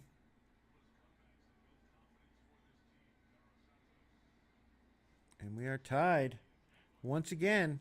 So this could potentially flip. Now, I think Chicago, where's Chicago? Well, they're outside the top 10 right here. So potentially this could flip, and it would be 8. 8 and 2 in the top 10. Buffalo lost outright. Green Bay lost outright. Carolina lost. They were underdogs, though. Steelers lost outright as favorites. Colts lost outright as favorites. Houston in the top 5. Jacksonville won but did not cover by half a point. Damn you. And then the Bucks lost outright as a favorite. And then New Orleans won after Tennessee was ahead at halftime. I was on Tennessee. Should have knew better. I just didn't think New Orleans, all these guys getting hurt, they were going to be able to keep this up, but they are. Now look, boom, boom, boom, boom, boom. That's where all the green is down here.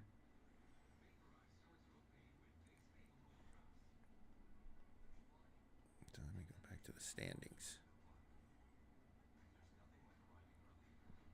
So the way it's looking right now, this is going to be a loss for the number 1 pick right here with San Francisco. And that would mean this would be a win for him, for Sean's Dolphin. So he would move up to 57 right here, tied for second place, a half point behind the leader with 1 week to go. And then you got 54 and a half down here. This person could move up to 55 if Atlanta covers. So could this person, Potato Commish, friend of the show.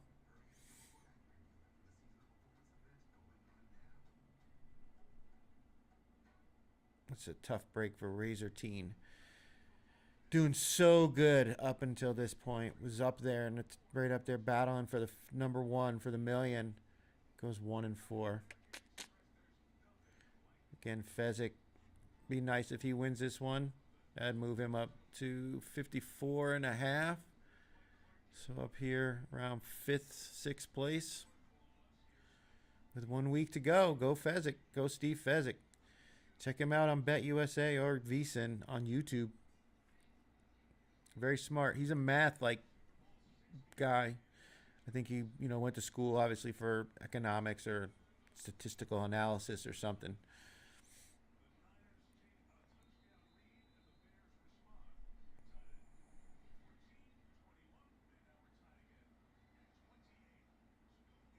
All right. So it goes in the end zone, and San Francisco will get the ball at the 35. Start tied 28-28.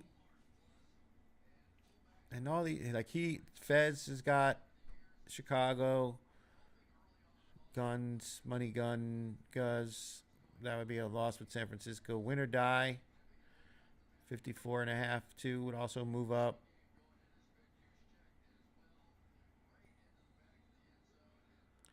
Our friend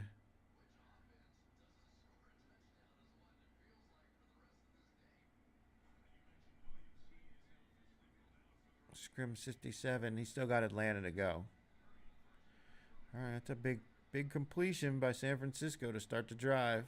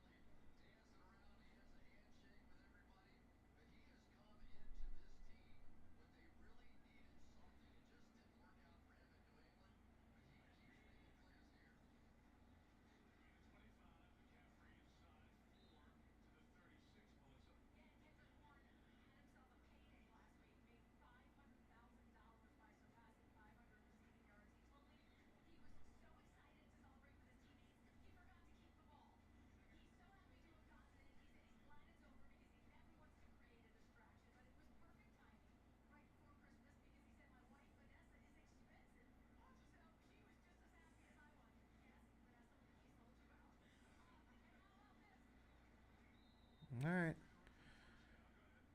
first down, Christian McCaffrey.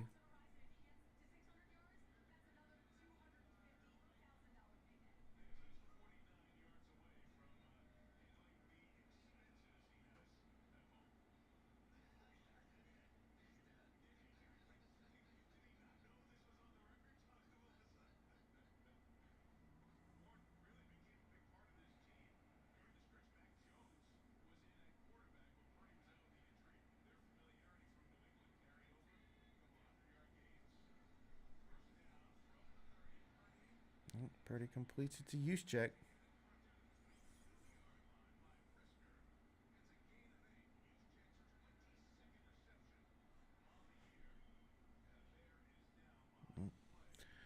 We have an injured bear down.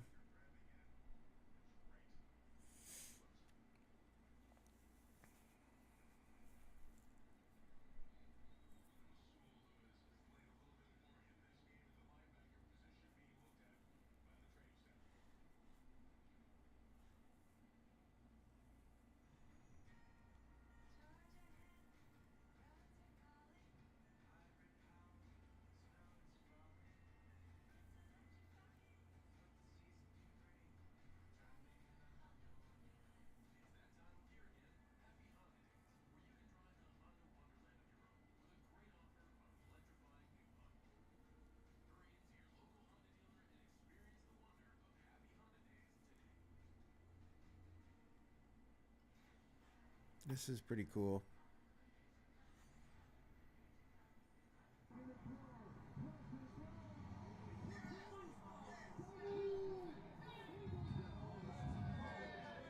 The Patriots watching themselves win the division.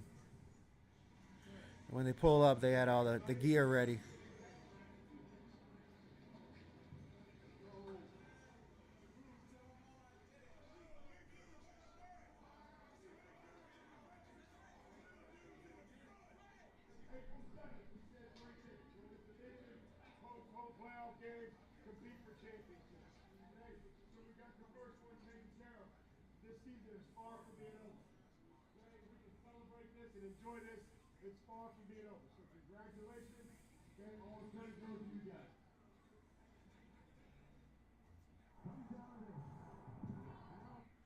That's pretty cool.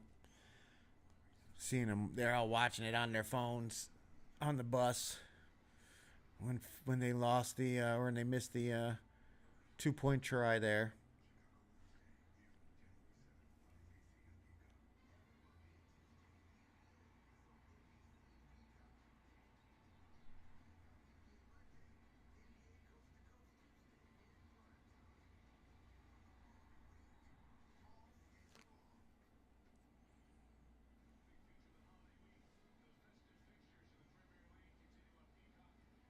Chicago style pizza. I gotta say, Chicago was definitely one of my favorite food cities that I got to go to. Oh no, taking him off in the cart. That's not good. He doesn't look too happy.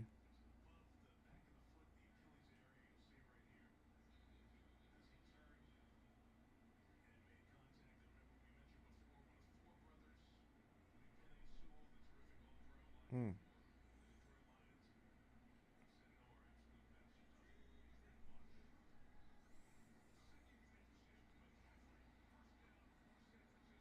All right, first down.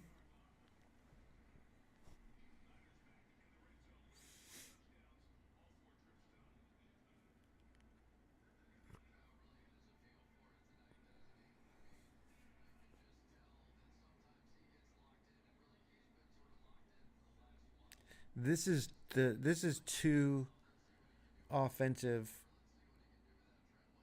minded head coaches that are really good at designing plays, just really going into their best stuff in this game.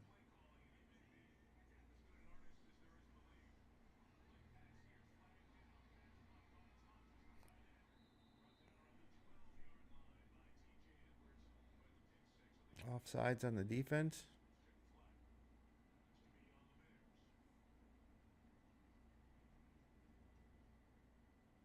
so they'll take the 5 yards and make it first down. First and 5.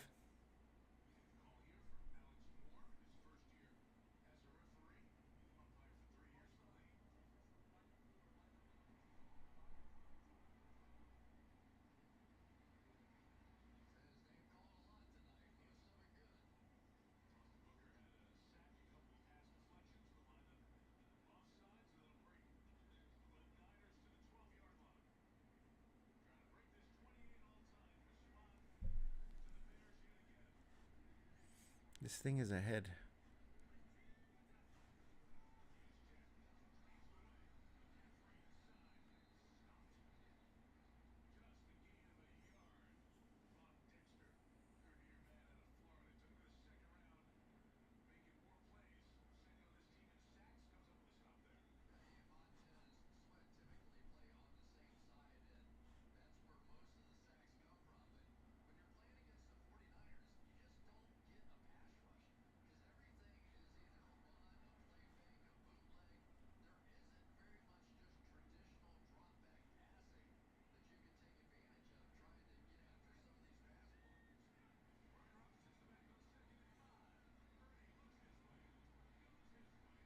Oh, they run a screen. He got the first down though. Robinson made the first man miss. Got it down. He got the first down. So it's gonna be first and goal. First and goal.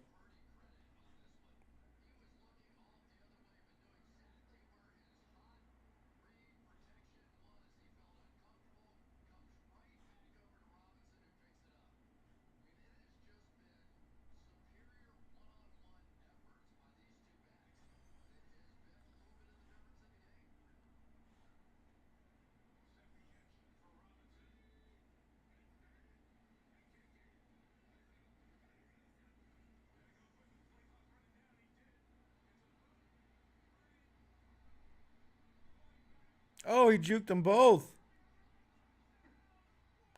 What a play by Purdy. What a play by Purdy. Touchdown, Kyle Juszczyk. Purdy juked two Chicago Bears defenders, ran back up the field, and then dumped it off to Juszczyk when they tried to come up to tackle him.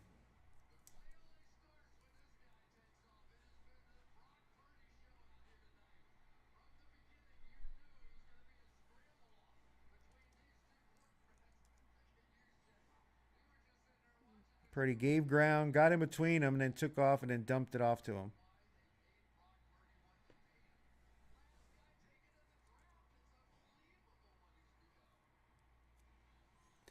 35-28.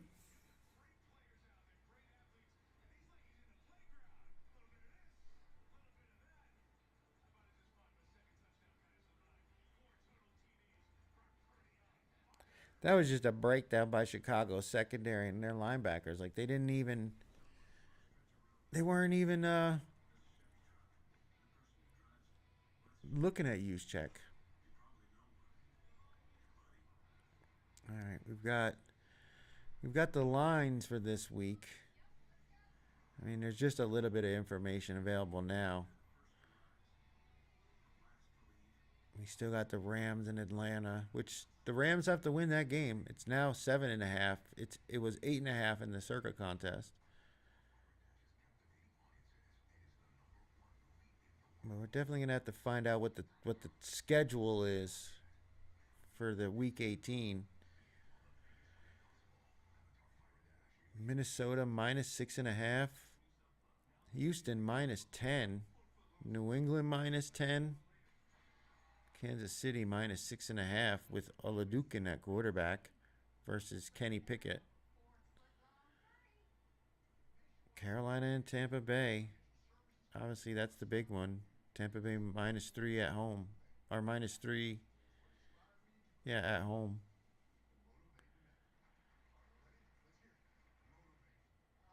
Detroit at Chicago.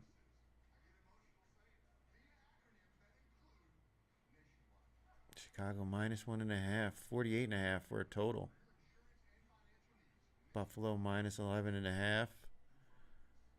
They can't win the division anymore, but they can not be the 7th seed.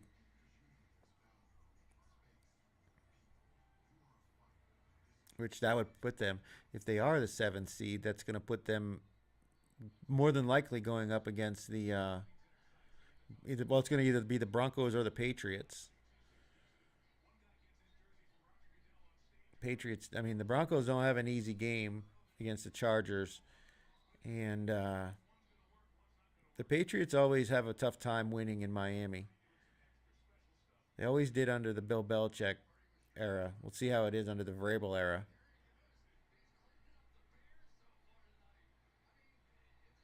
Vrabel's had success. Vrabel had success in Miami when he was the coach of Tennessee.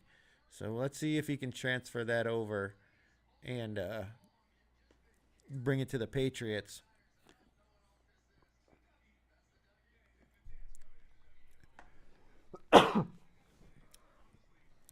They're feeling it. Both teams are feeling it. But San Francisco has just been on fire tonight. Because remember, one of those touchdowns for the Bears came on a pick six to start the game.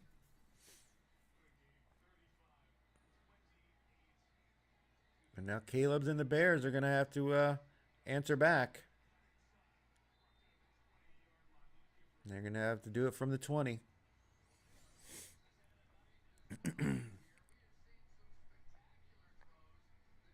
Baltimore and Pittsburgh. Baltimore -3. I said I like Baltimore to win this game. I think it might be a 3-point game, though. Seems like a fair line. Cleveland and Cincinnati. Cleveland's going to try to get Myles Garrett the record.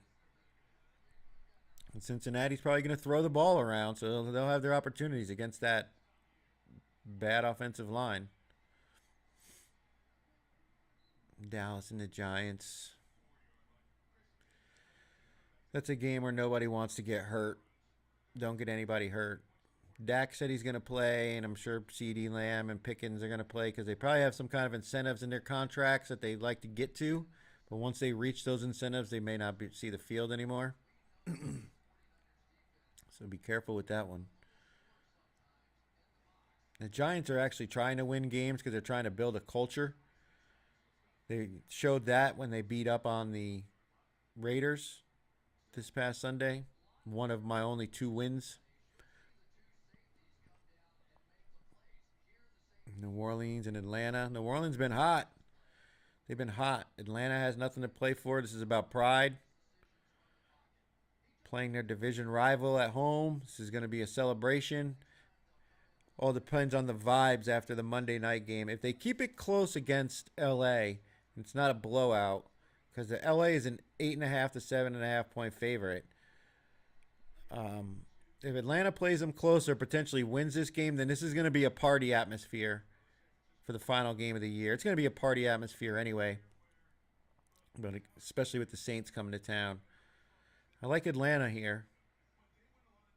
I like Atlanta in this game. Shuck and the Saints have been playing well, but I think the win streak stops here. Arizona and LA. LA's 13.5 point favorite. Woo. Oh. Second and 8, and it's incomplete. Third and 8. Chicago can't punt the ball right back again. Not after that drive. San Francisco just moved the ball right on down the field. That potentially could have been illegal contact, but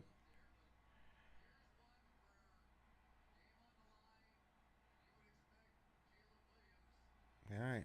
Third and 8.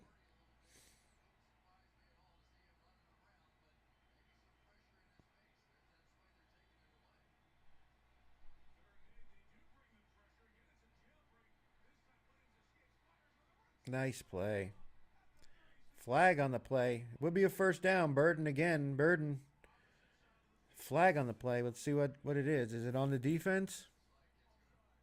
Offsides on the defense. So that's a first down, Chicago. Big play.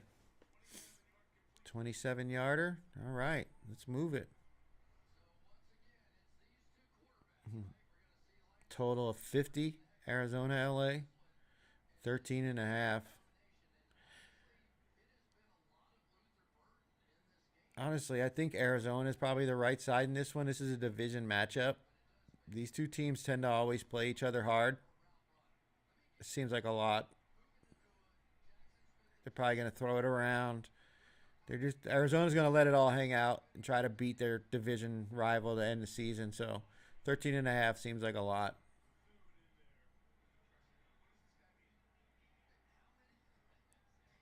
This is a great game right here. Seattle and San Francisco. It's really going to be a big deal depending on how this game shakes out.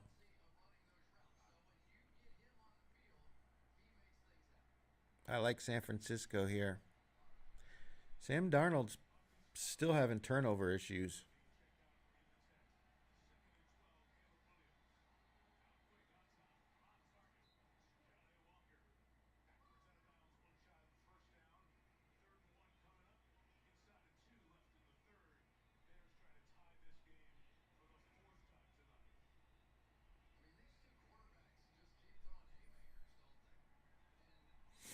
All right, 3rd and 1.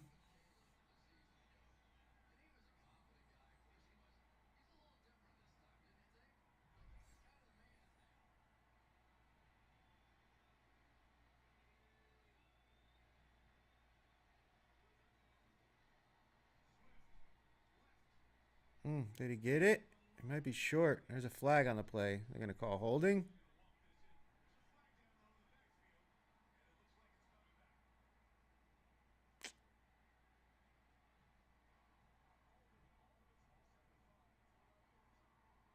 I don't think he would have had it.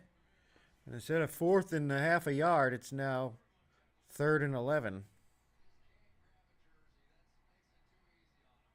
Yeah, it's definitely a hold. No getting around that one. But I don't know if they would have gotten it. Now they got 2 downs to get this, so might have made the decision a little bit easier than having to go for it on 4th and a foot.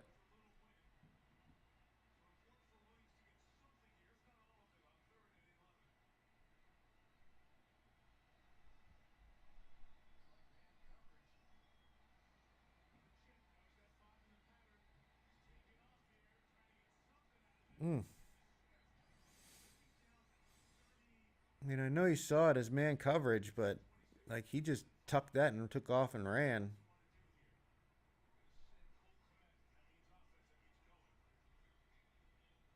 So they're going for it on 4th and 5.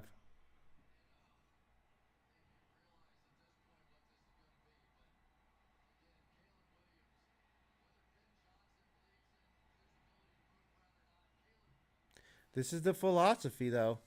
This is the philosophy they had with Detroit. This is the philosophy they're going to have now.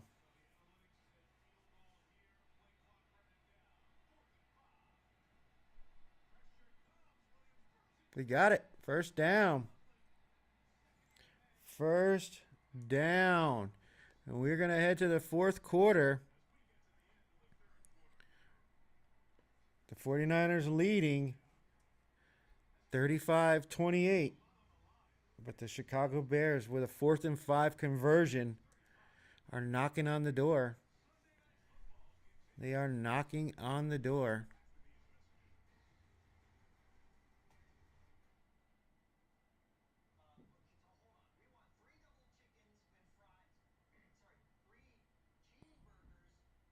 San Francisco winning by 3 or less is the ideal situation.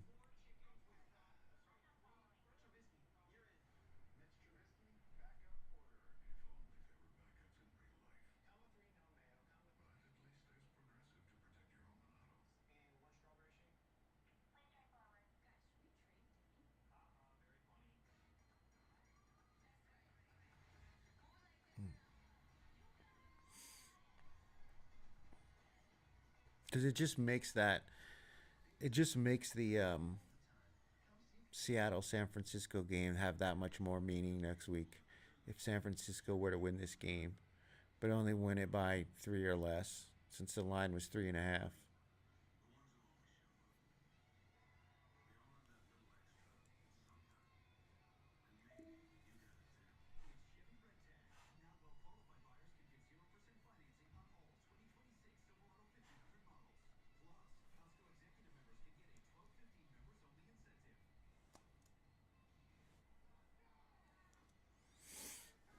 Yeah, 49ers were a top 10 team. I mean, the Bears are right there. I think they were number 11.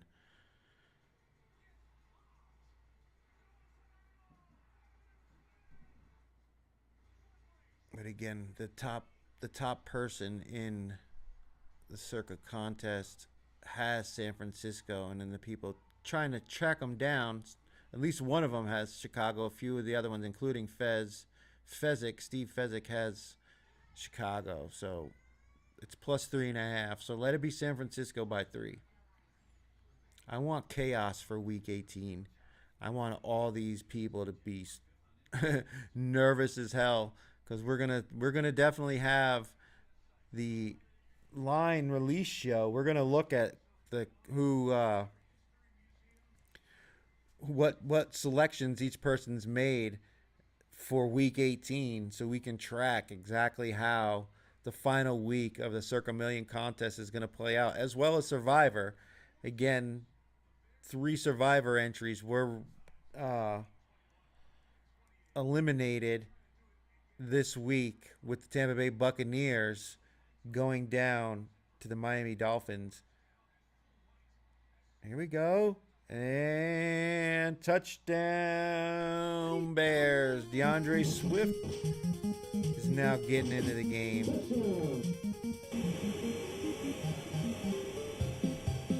And we are an extra point away.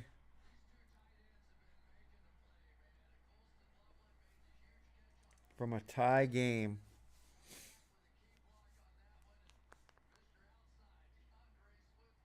And the way the math's working, it certainly feels like it's going to be a 3-point game.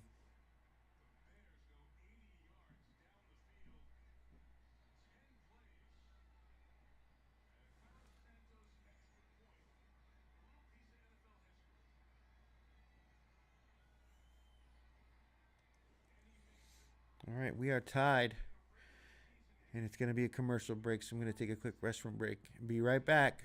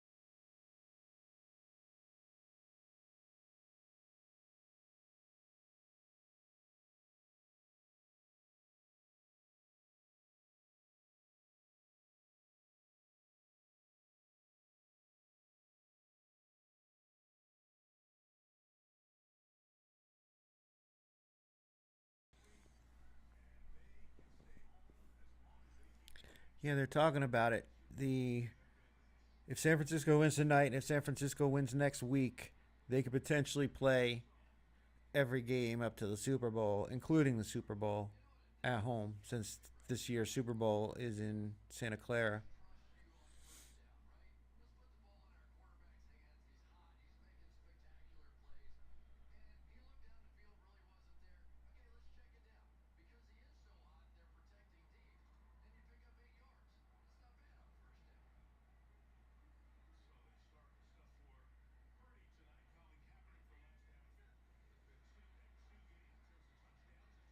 All right.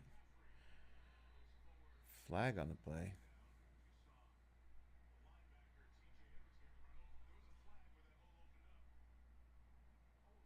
Holding on the offense. Back them up. Drive killer, man. Those are drive killers.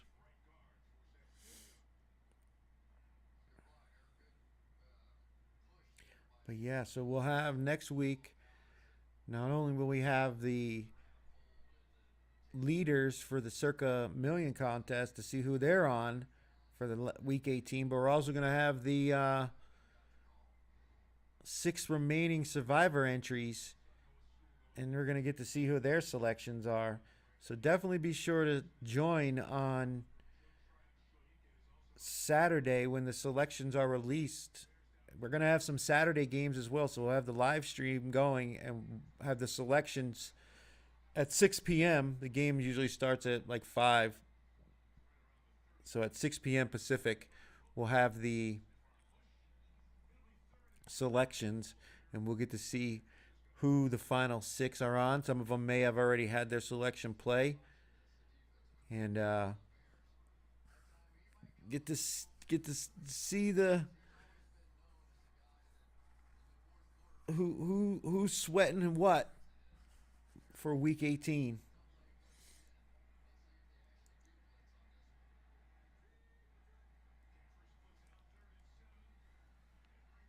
McCaffrey over the middle, and he's got a man. First down, 3rd and 7. Pearsall.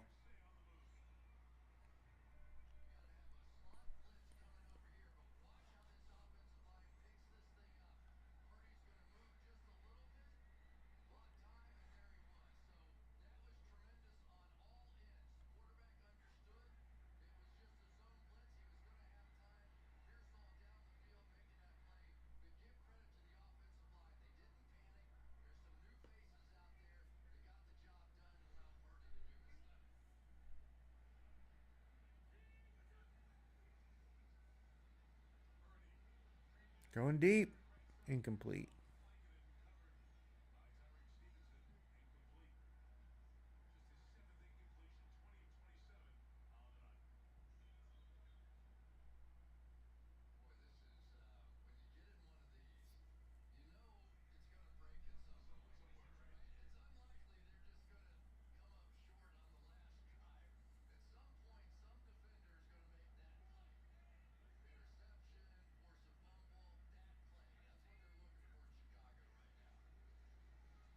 All right. Run play and short gain. 3 yards.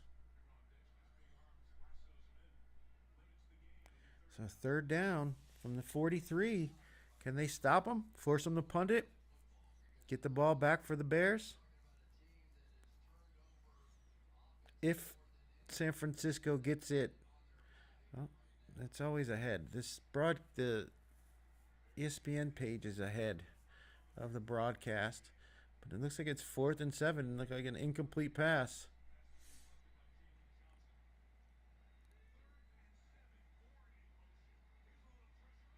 Yep, they got some heat on Purdy. Incomplete. So now you got to punt it. I was gonna say if it was like 4th and 1 or 4th and 2, which would San Francisco go for it, but they're not even gonna have that option. So Chicago gets the ball back.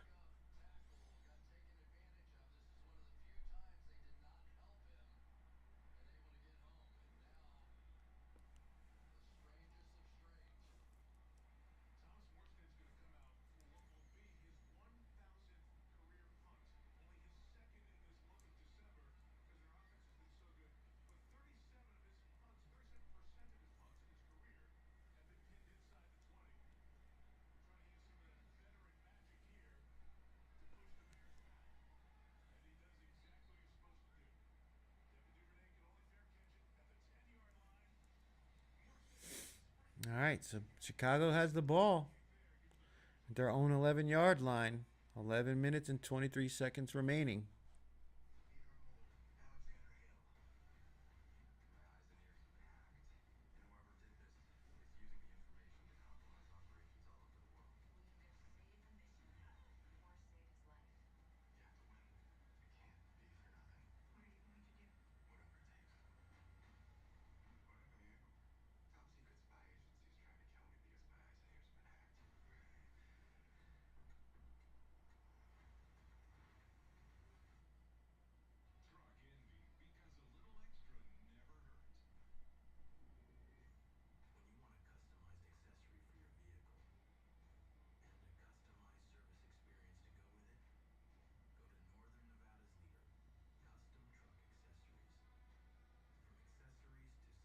First time in NFL history, a regular season game has been tied at each 7 7, 14 14, 21 21, 28 28, 35 35. So it's just been touchdown, touchdowns, touchdowns.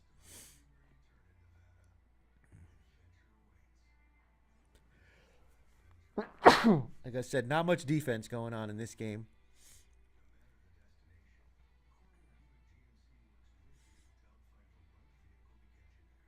Cornerback Upton Stout being evaluated for a concussion. That's not good for the 49ers defense.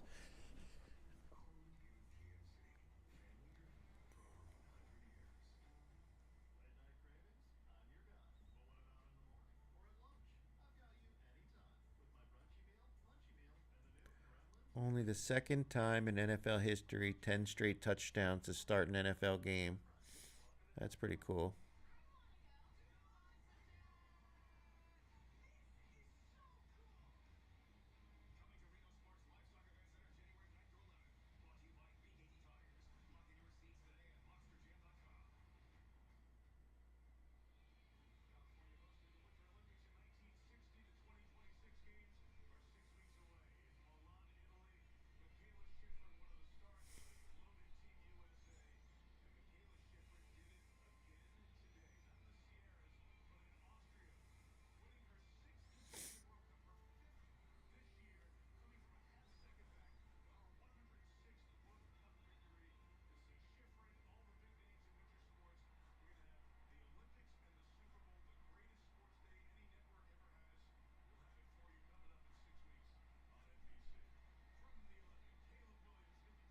All right.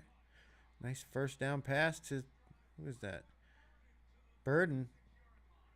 And he's way out past the 20, past the 25-yard line.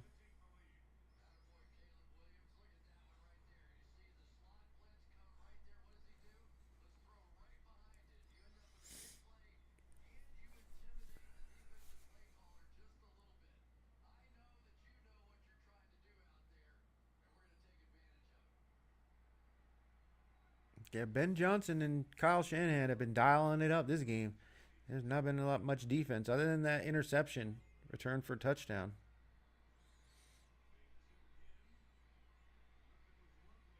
All right.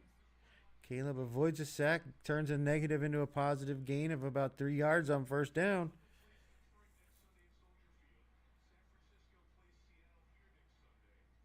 The worst possible thing for anybody holding Chicago plus 3.5 right now would be for Chicago to kick a field goal on this drive. Because it completely sets up the math where if the 49ers want to win the game, they got to score a touchdown and they'll win by 4. Chicago needs to score a touchdown. All right, handoff, Manungai, and he's about a half yard short. So it'll be third and third and a half a yard.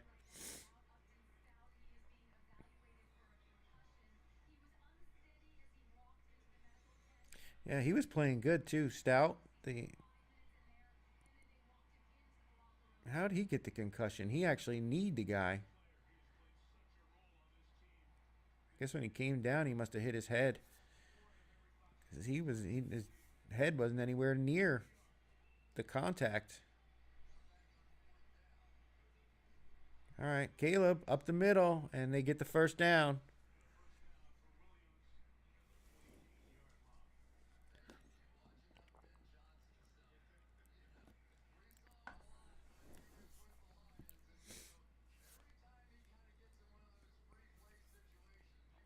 Yeah, Caleb's pretty good at the quarterback sneak, too. You know who needs to stop doing the quarterback sneak? Josh Allen. He always goes to the left.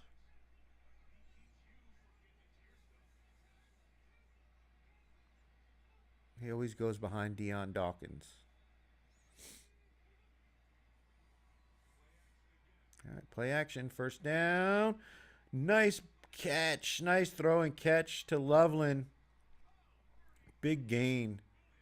Big gain. 1st and 10 at the San Francisco 20-yard line. That was he dropped it right in his arms. That was a perfect throw by Caleb Williams. He couldn't have reached out there and handed it to him any better than that. Just boop, right in his hands. Perfect throw. That was perfect. That is a play that we will see again from the Chicago Bears, probably in the playoffs. That's going to be a big play in a big spot. Uh-oh. Whistle. Delay a game. Yep. Delay a game. Where you at, Ben? Where you at, Johnson? Gotta watch that clock, man.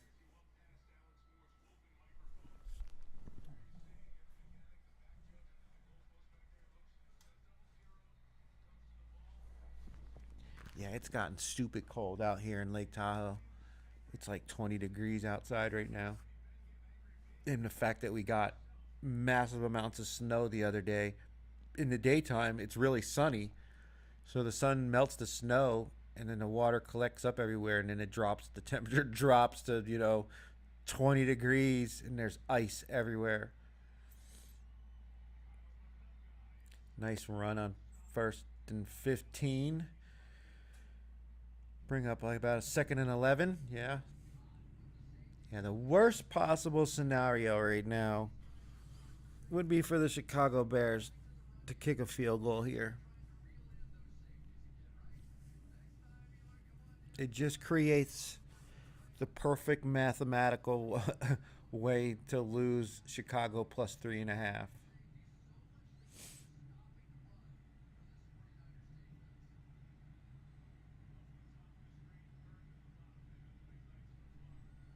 Second and 11. Little underneath to the back. And he gains about 2 yards. And it's a penalty. Some extracurricular in Chicago celebrating on personal foul or something. On sportsmanlike conduct. The thing I cannot stand the most in the NFL. Yep. Look. Oh, he grabbed him by his face mask. Can't do that. Can't do that.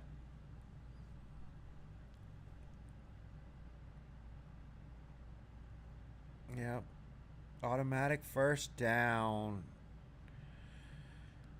1st and goal at the 49ers 10-yard line. 7:04 remaining.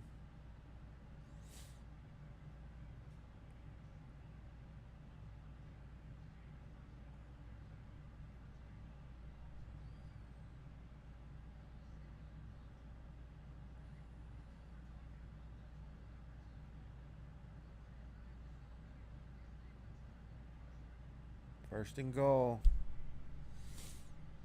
2nd and goal. Dump off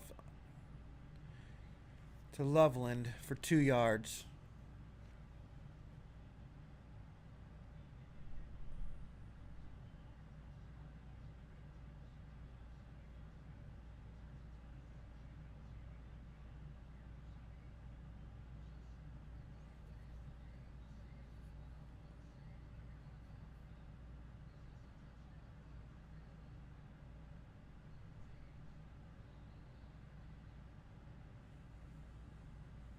Play action. Oh, he shovels it underneath, and they read it perfectly. And the 49ers stop it for a loss. -3 yards. There's a play action underhand pitch to the running back. I mean, it's a smart play because if he drops it, it's just an incomplete pass. But you also got to be careful that it doesn't end up in the lap of one of those offensive linemen. All right, so third and goal now from the 11. Not great. Got time. He's got time. Checks it down, and he overthrows his receiver, Manungai, and we're going to settle for a field goal attempt. Not great.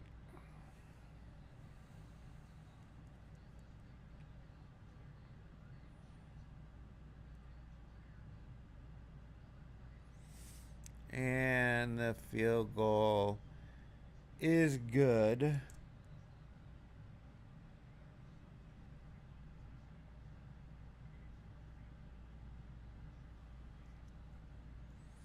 And the Chicago Bears take the lead 38-35. But as I said,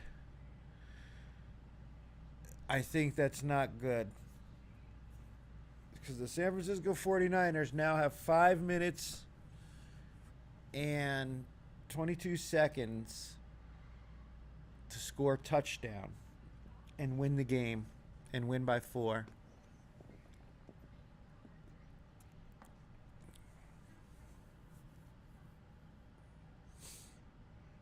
And up until the last drive, the Chicago Bears have not done much to stop the 49ers offense. 5 straight touchdowns, so there's a very good possibility that they score a touchdown here and win the game by 4.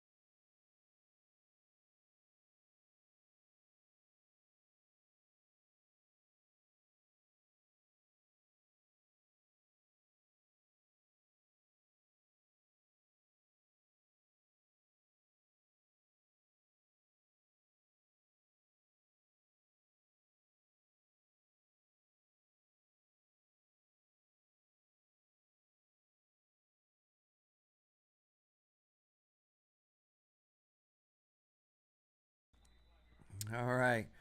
So the 49ers take the kickoff. Doesn't start off very well as the receiver bobbled it a little bit. So they're going to start at the 20-yard line, or the San Francisco 25, I'm sorry.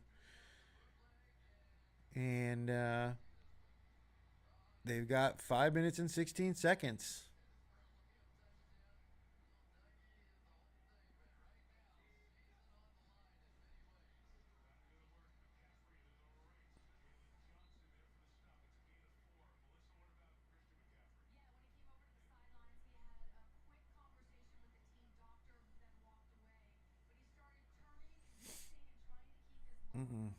Caffrey banged up.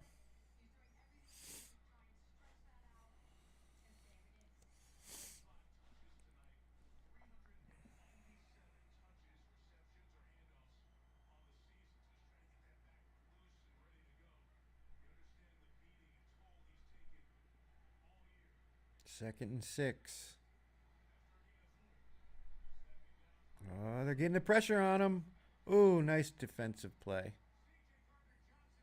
C.J. Gardner-Johnson, the journeyman, seems to have found himself a home in Chicago. He bounced around a few places earlier in the year. I think he was on Houston. He was back on Philly. I want to say he was there for a brief cup of coffee. Now he's on Chicago and playing meaningful plays. 3rd and 6. This is big. This is big. Bringing 5. They got pressure up the middle. Oh, and he dumps it off, and Tungus gets the first down. He really does fill in well for George Kittle when Kittle's out. Kittle should be back for the playoffs for sure. Imagine if playing in Seattle, what's going to probably be the Sunday night football game. I imagine he'll be ready for that one. All right, 1st and 10, 36-yard line. Little dump off over the middle to McCaffrey, short gain.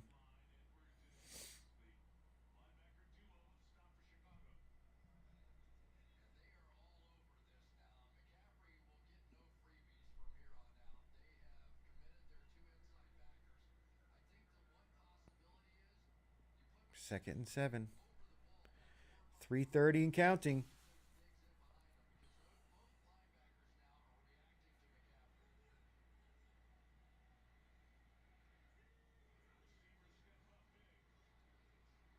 Oh, he checks it down. It was a screen to Tungus, the tight end, and he dropped it. There's a flag on the play, though. Is it going to be a legal man downfield?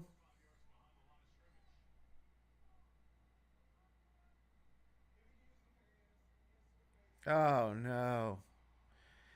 Hands to the face by Chicago, and it's an automatic first down. Ball on the San Francisco 44-yard line. 3:14 remaining. 1st and 10, San Francisco. What'd they say? The worst possible scenario in that situation was for Chicago to settle for a field goal. Oh. Oh, yeah, you can't do that. You can't do that.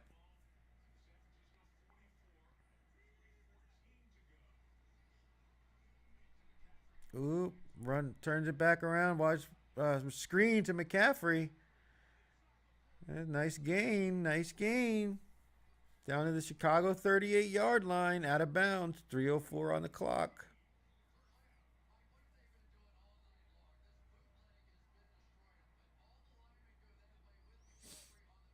Yep.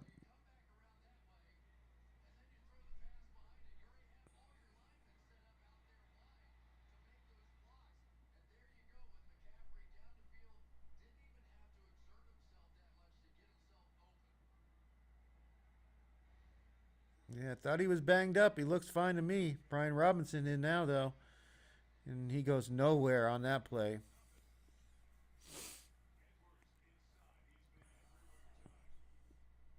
Yeah, McCaffrey definitely. He looks like he's putting in a full day's work, that's for sure. He's got the dirt all over his jersey. Handprints or whatever. That's what it looks like. Fingerprints on his numbers. Probably from the tacklers grabbing him, pulling him down.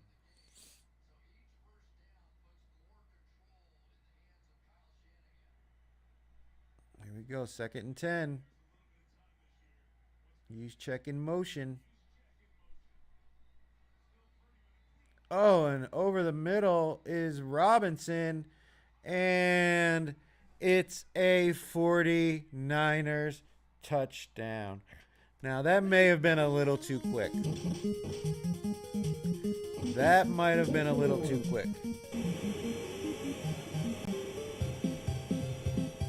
Because they left a lot of time on the clock for the home team.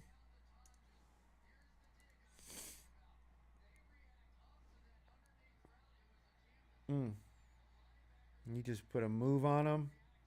Jennings? Yeah. Juwan Jennings. Just nobody, no one on him at all. And he just put one move on the safety and he was gone. 38-yard touchdown. What'd I say? What'd I say? They didn't. They didn't score a touchdown. And what have they not done all night? Stop San Francisco's offense. They stopped them on one drive. But I mean, I understand why you kicked the field goal, 4th and 11. Obviously, you got to take the lead. But at the same time, it just set them up for failure. But San Francisco scored a little fast. They scored a little fast on that one.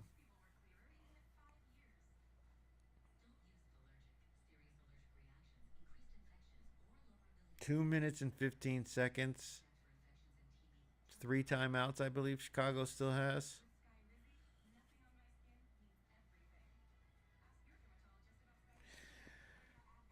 Let's see if Caleb Williams has any of that magic left, as he's done all year long. I'll say this. Chicago has no reason to be nervous in this situation. They've been in this situation how many times this year?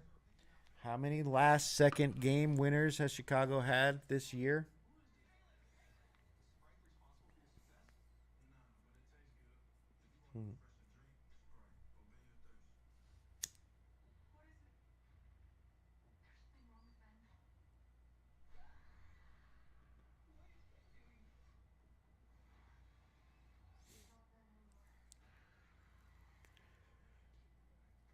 They keep coming out with all these scary movies. I'm not really a horror movie person myself.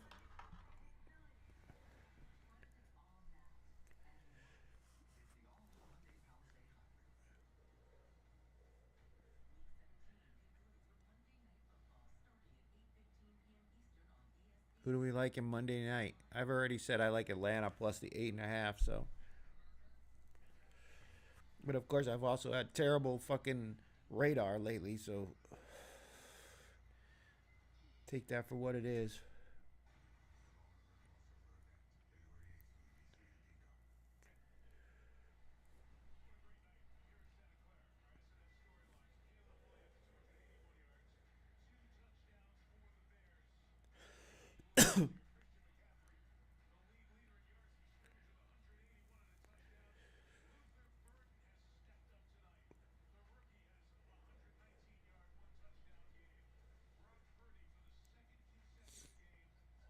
Brock Purdy with 5 total touchdowns.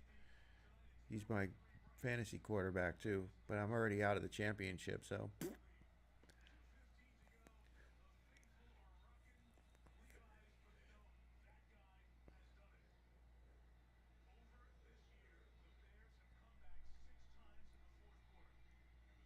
6 times in the fourth quarter.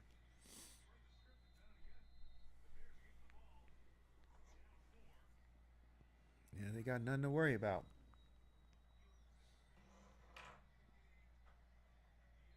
They're going to get the ball at the 35-yard line to start. Starting at the 35-yard line.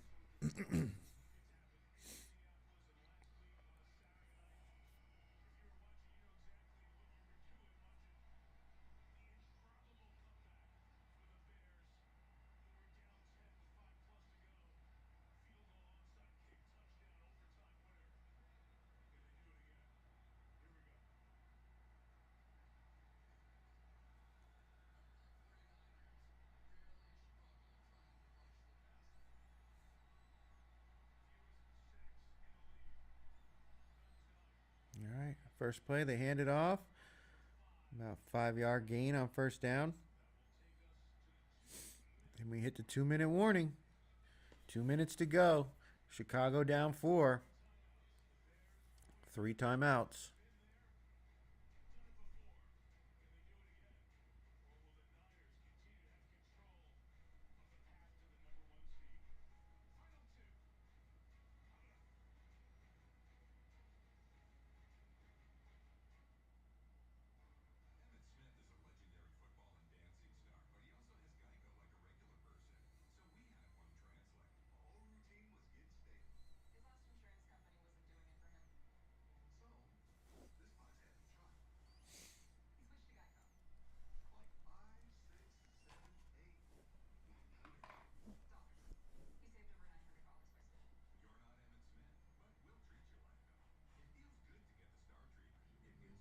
Want the spicy gummy bear? Oh, zero sugar. Yeah. Oh yeah, I want to. Ooh, there you go. The spicy gummy bear? Oh, yeah. The spicy gummy bear fucked me up. Huge gummy bear. Oh,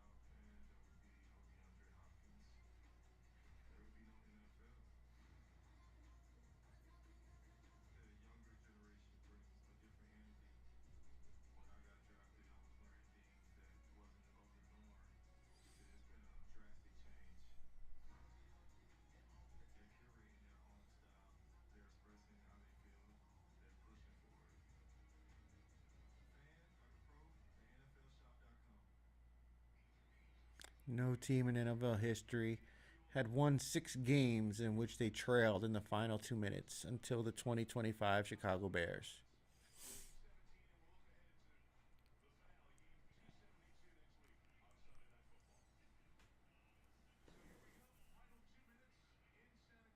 Second and 5.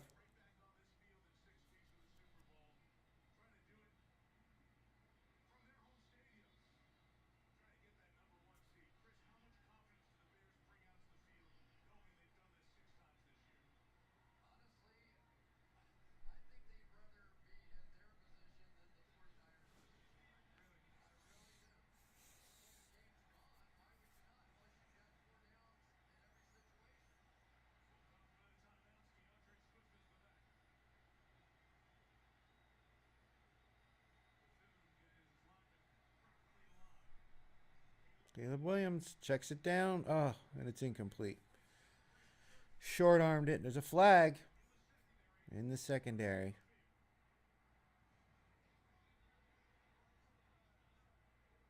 Holding on the defense. Automatic first down.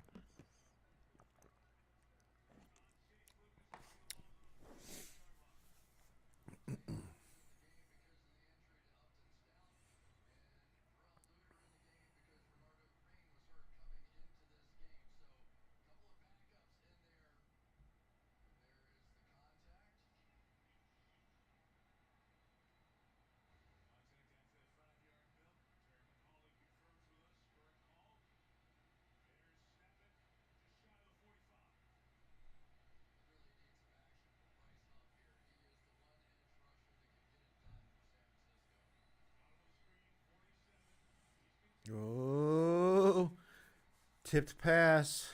Tipped pass, and it was floating up in the air. Luckily, it hit the ground. That was dangerous.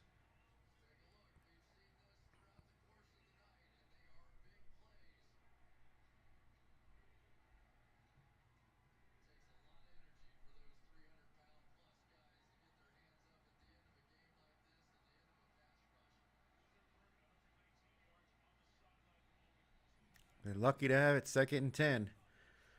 That could have been easily been an interception. All right, checks it down again. Swift gets a nice little gain. So it's going to be 3rd and 4.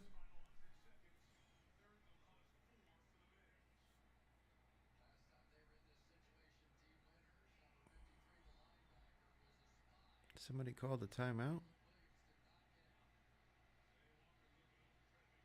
Oh. Yeah, San Francisco was missing a lineman.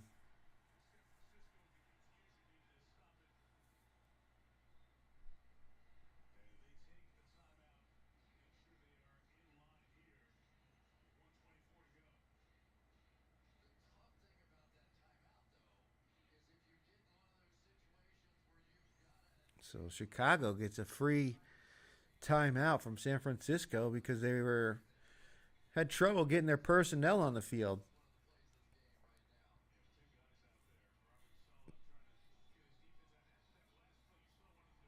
I mean, obviously you don't want to be playing with 10 men, but it was a defensive lineman. I doubt they're running the ball. I know you want to get a pass rush on, but like that's a bad spot to have to use a timeout. But I mean, obviously you're playing that this is going to be the final possession because if Chicago doesn't score, game over. If they do score, I doubt there's going to be enough time for San Francisco to do much.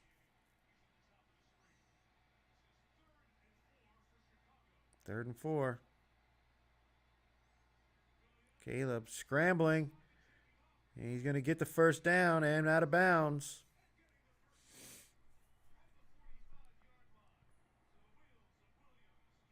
That's the one nice thing about Caleb Williams. He is very, he's not super fast, but he is fast. Like he can run. I don't know if he played other sports like baseball or basketball or anything like that, but he's definitely got that athletic ability. He's not just standing back there throwing the ball. He throws more passes in the bootleg on the run than he does in the pocket. All right, they bring the blitz. Oh, he dropped it. Oh, he dropped it. Hit him right in the hands. It would have been a nice gain. Would have been a big play, but man, he dropped it.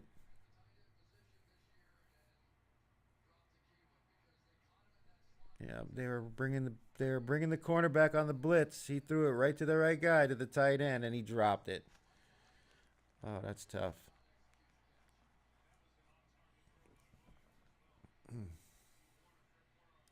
Yeah, you won't see that in the box score. That goes down as an incompletion. Ooh, throws it to Komet, and he missed his man. Incomplete. Third and 10.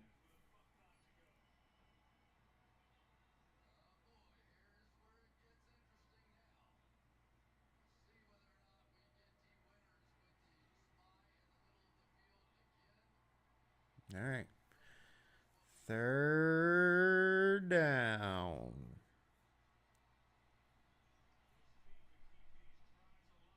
They got to get some kind of positive yards out of this.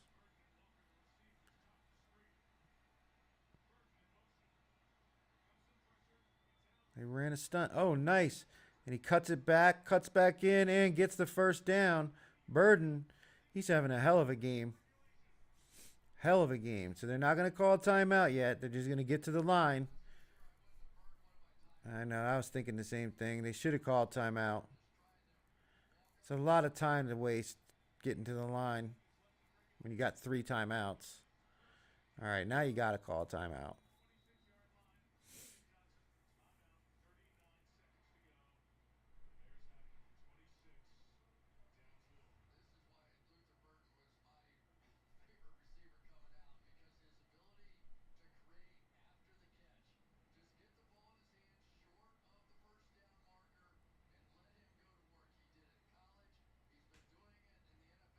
That was a nice play because he got the ball short of the first down, and he made the DB miss, cut back inside, and got the first down.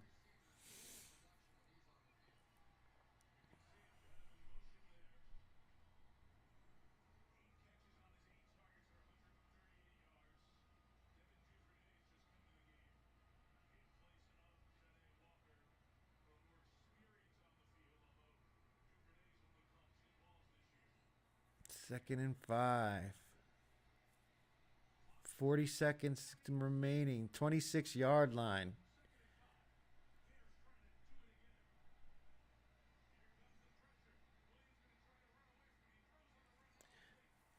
Incomplete. Williams on the run. Had a bunch of 49ers chasing after him and didn't have the arm to get it to his man.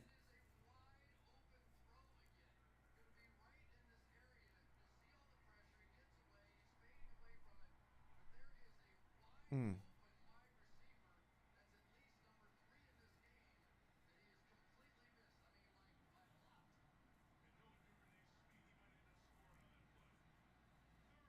3rd and 5 now.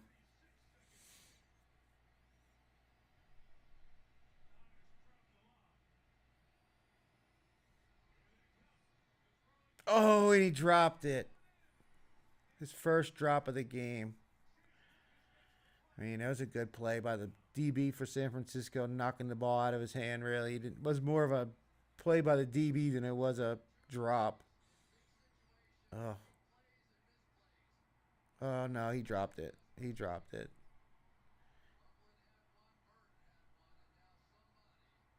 4th and 5 now.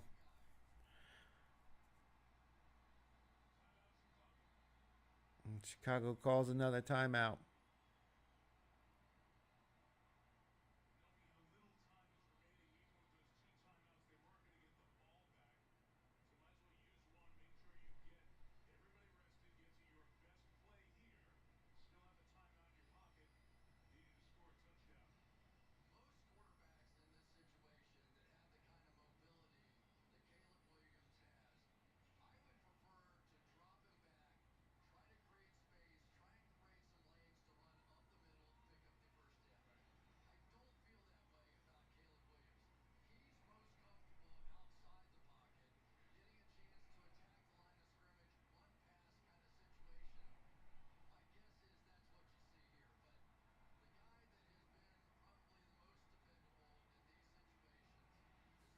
Game 4th and 5.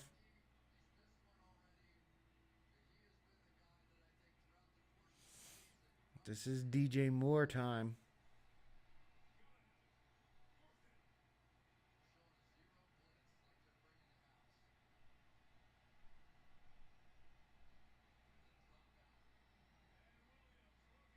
And he gets the first down to Loveland. And another timeout. Final timeout by Chicago. They're down to the San Francisco 13-yard line. 1st and 10. 26 seconds remaining. Oh my God.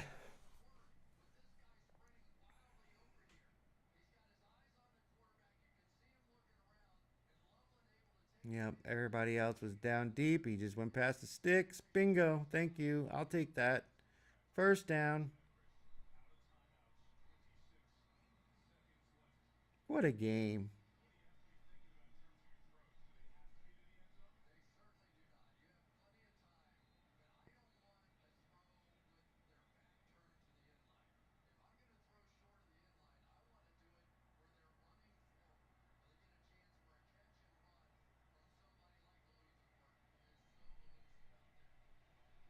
All right, here we go. 1st and 10. Caleb throws it away.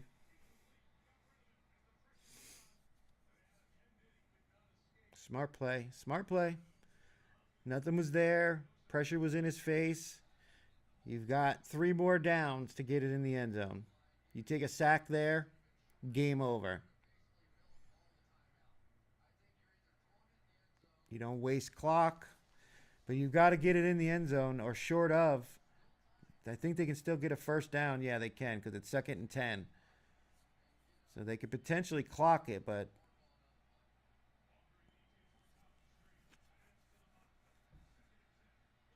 all right, there's the lateral play. And he's got the first down. They're going to have to clock it.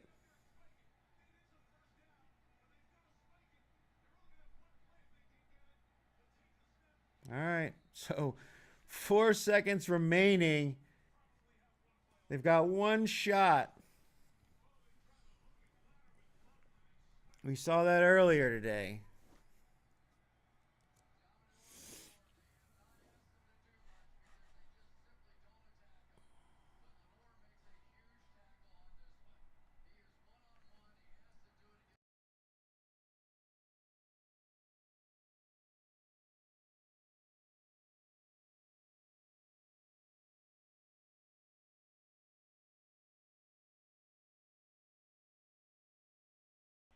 Are they going to call timeout? Nope. They're running a play.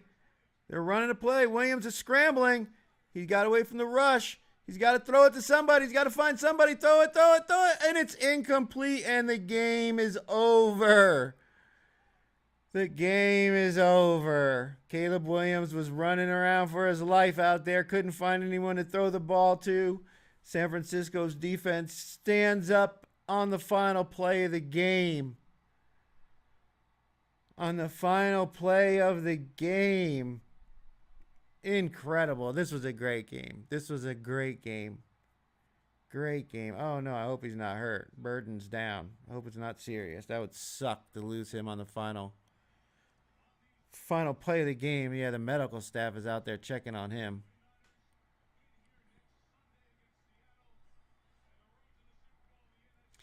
Well, what a game. I mean, what an absolute incredible game. Right down to the end. But thank you for watching. Be sure to hit that subscribe button, like, share, all that stuff. We'll be back on Monday night for the late night at the lounge at the conclusion of the Monday Night Football game. Be sure to join me there. As I said before, we will also have a live stream. There's no Thursday game. We will have a live stream for the line release show on Saturday. There should be a game on Saturday, and the Sunday Night Football game we're definitely going to be live streaming. We got to find out what the schedule is. Once we know what that is, we'll set up the time for the live stream. So make sure you hit that notification bell so you know when all these videos become available. We'll also be live streaming for the NFL Contest Show Week 18 as well as the playoffs. But thank you to everyone for watching the stream. And thank you for the whole season long being with me through this.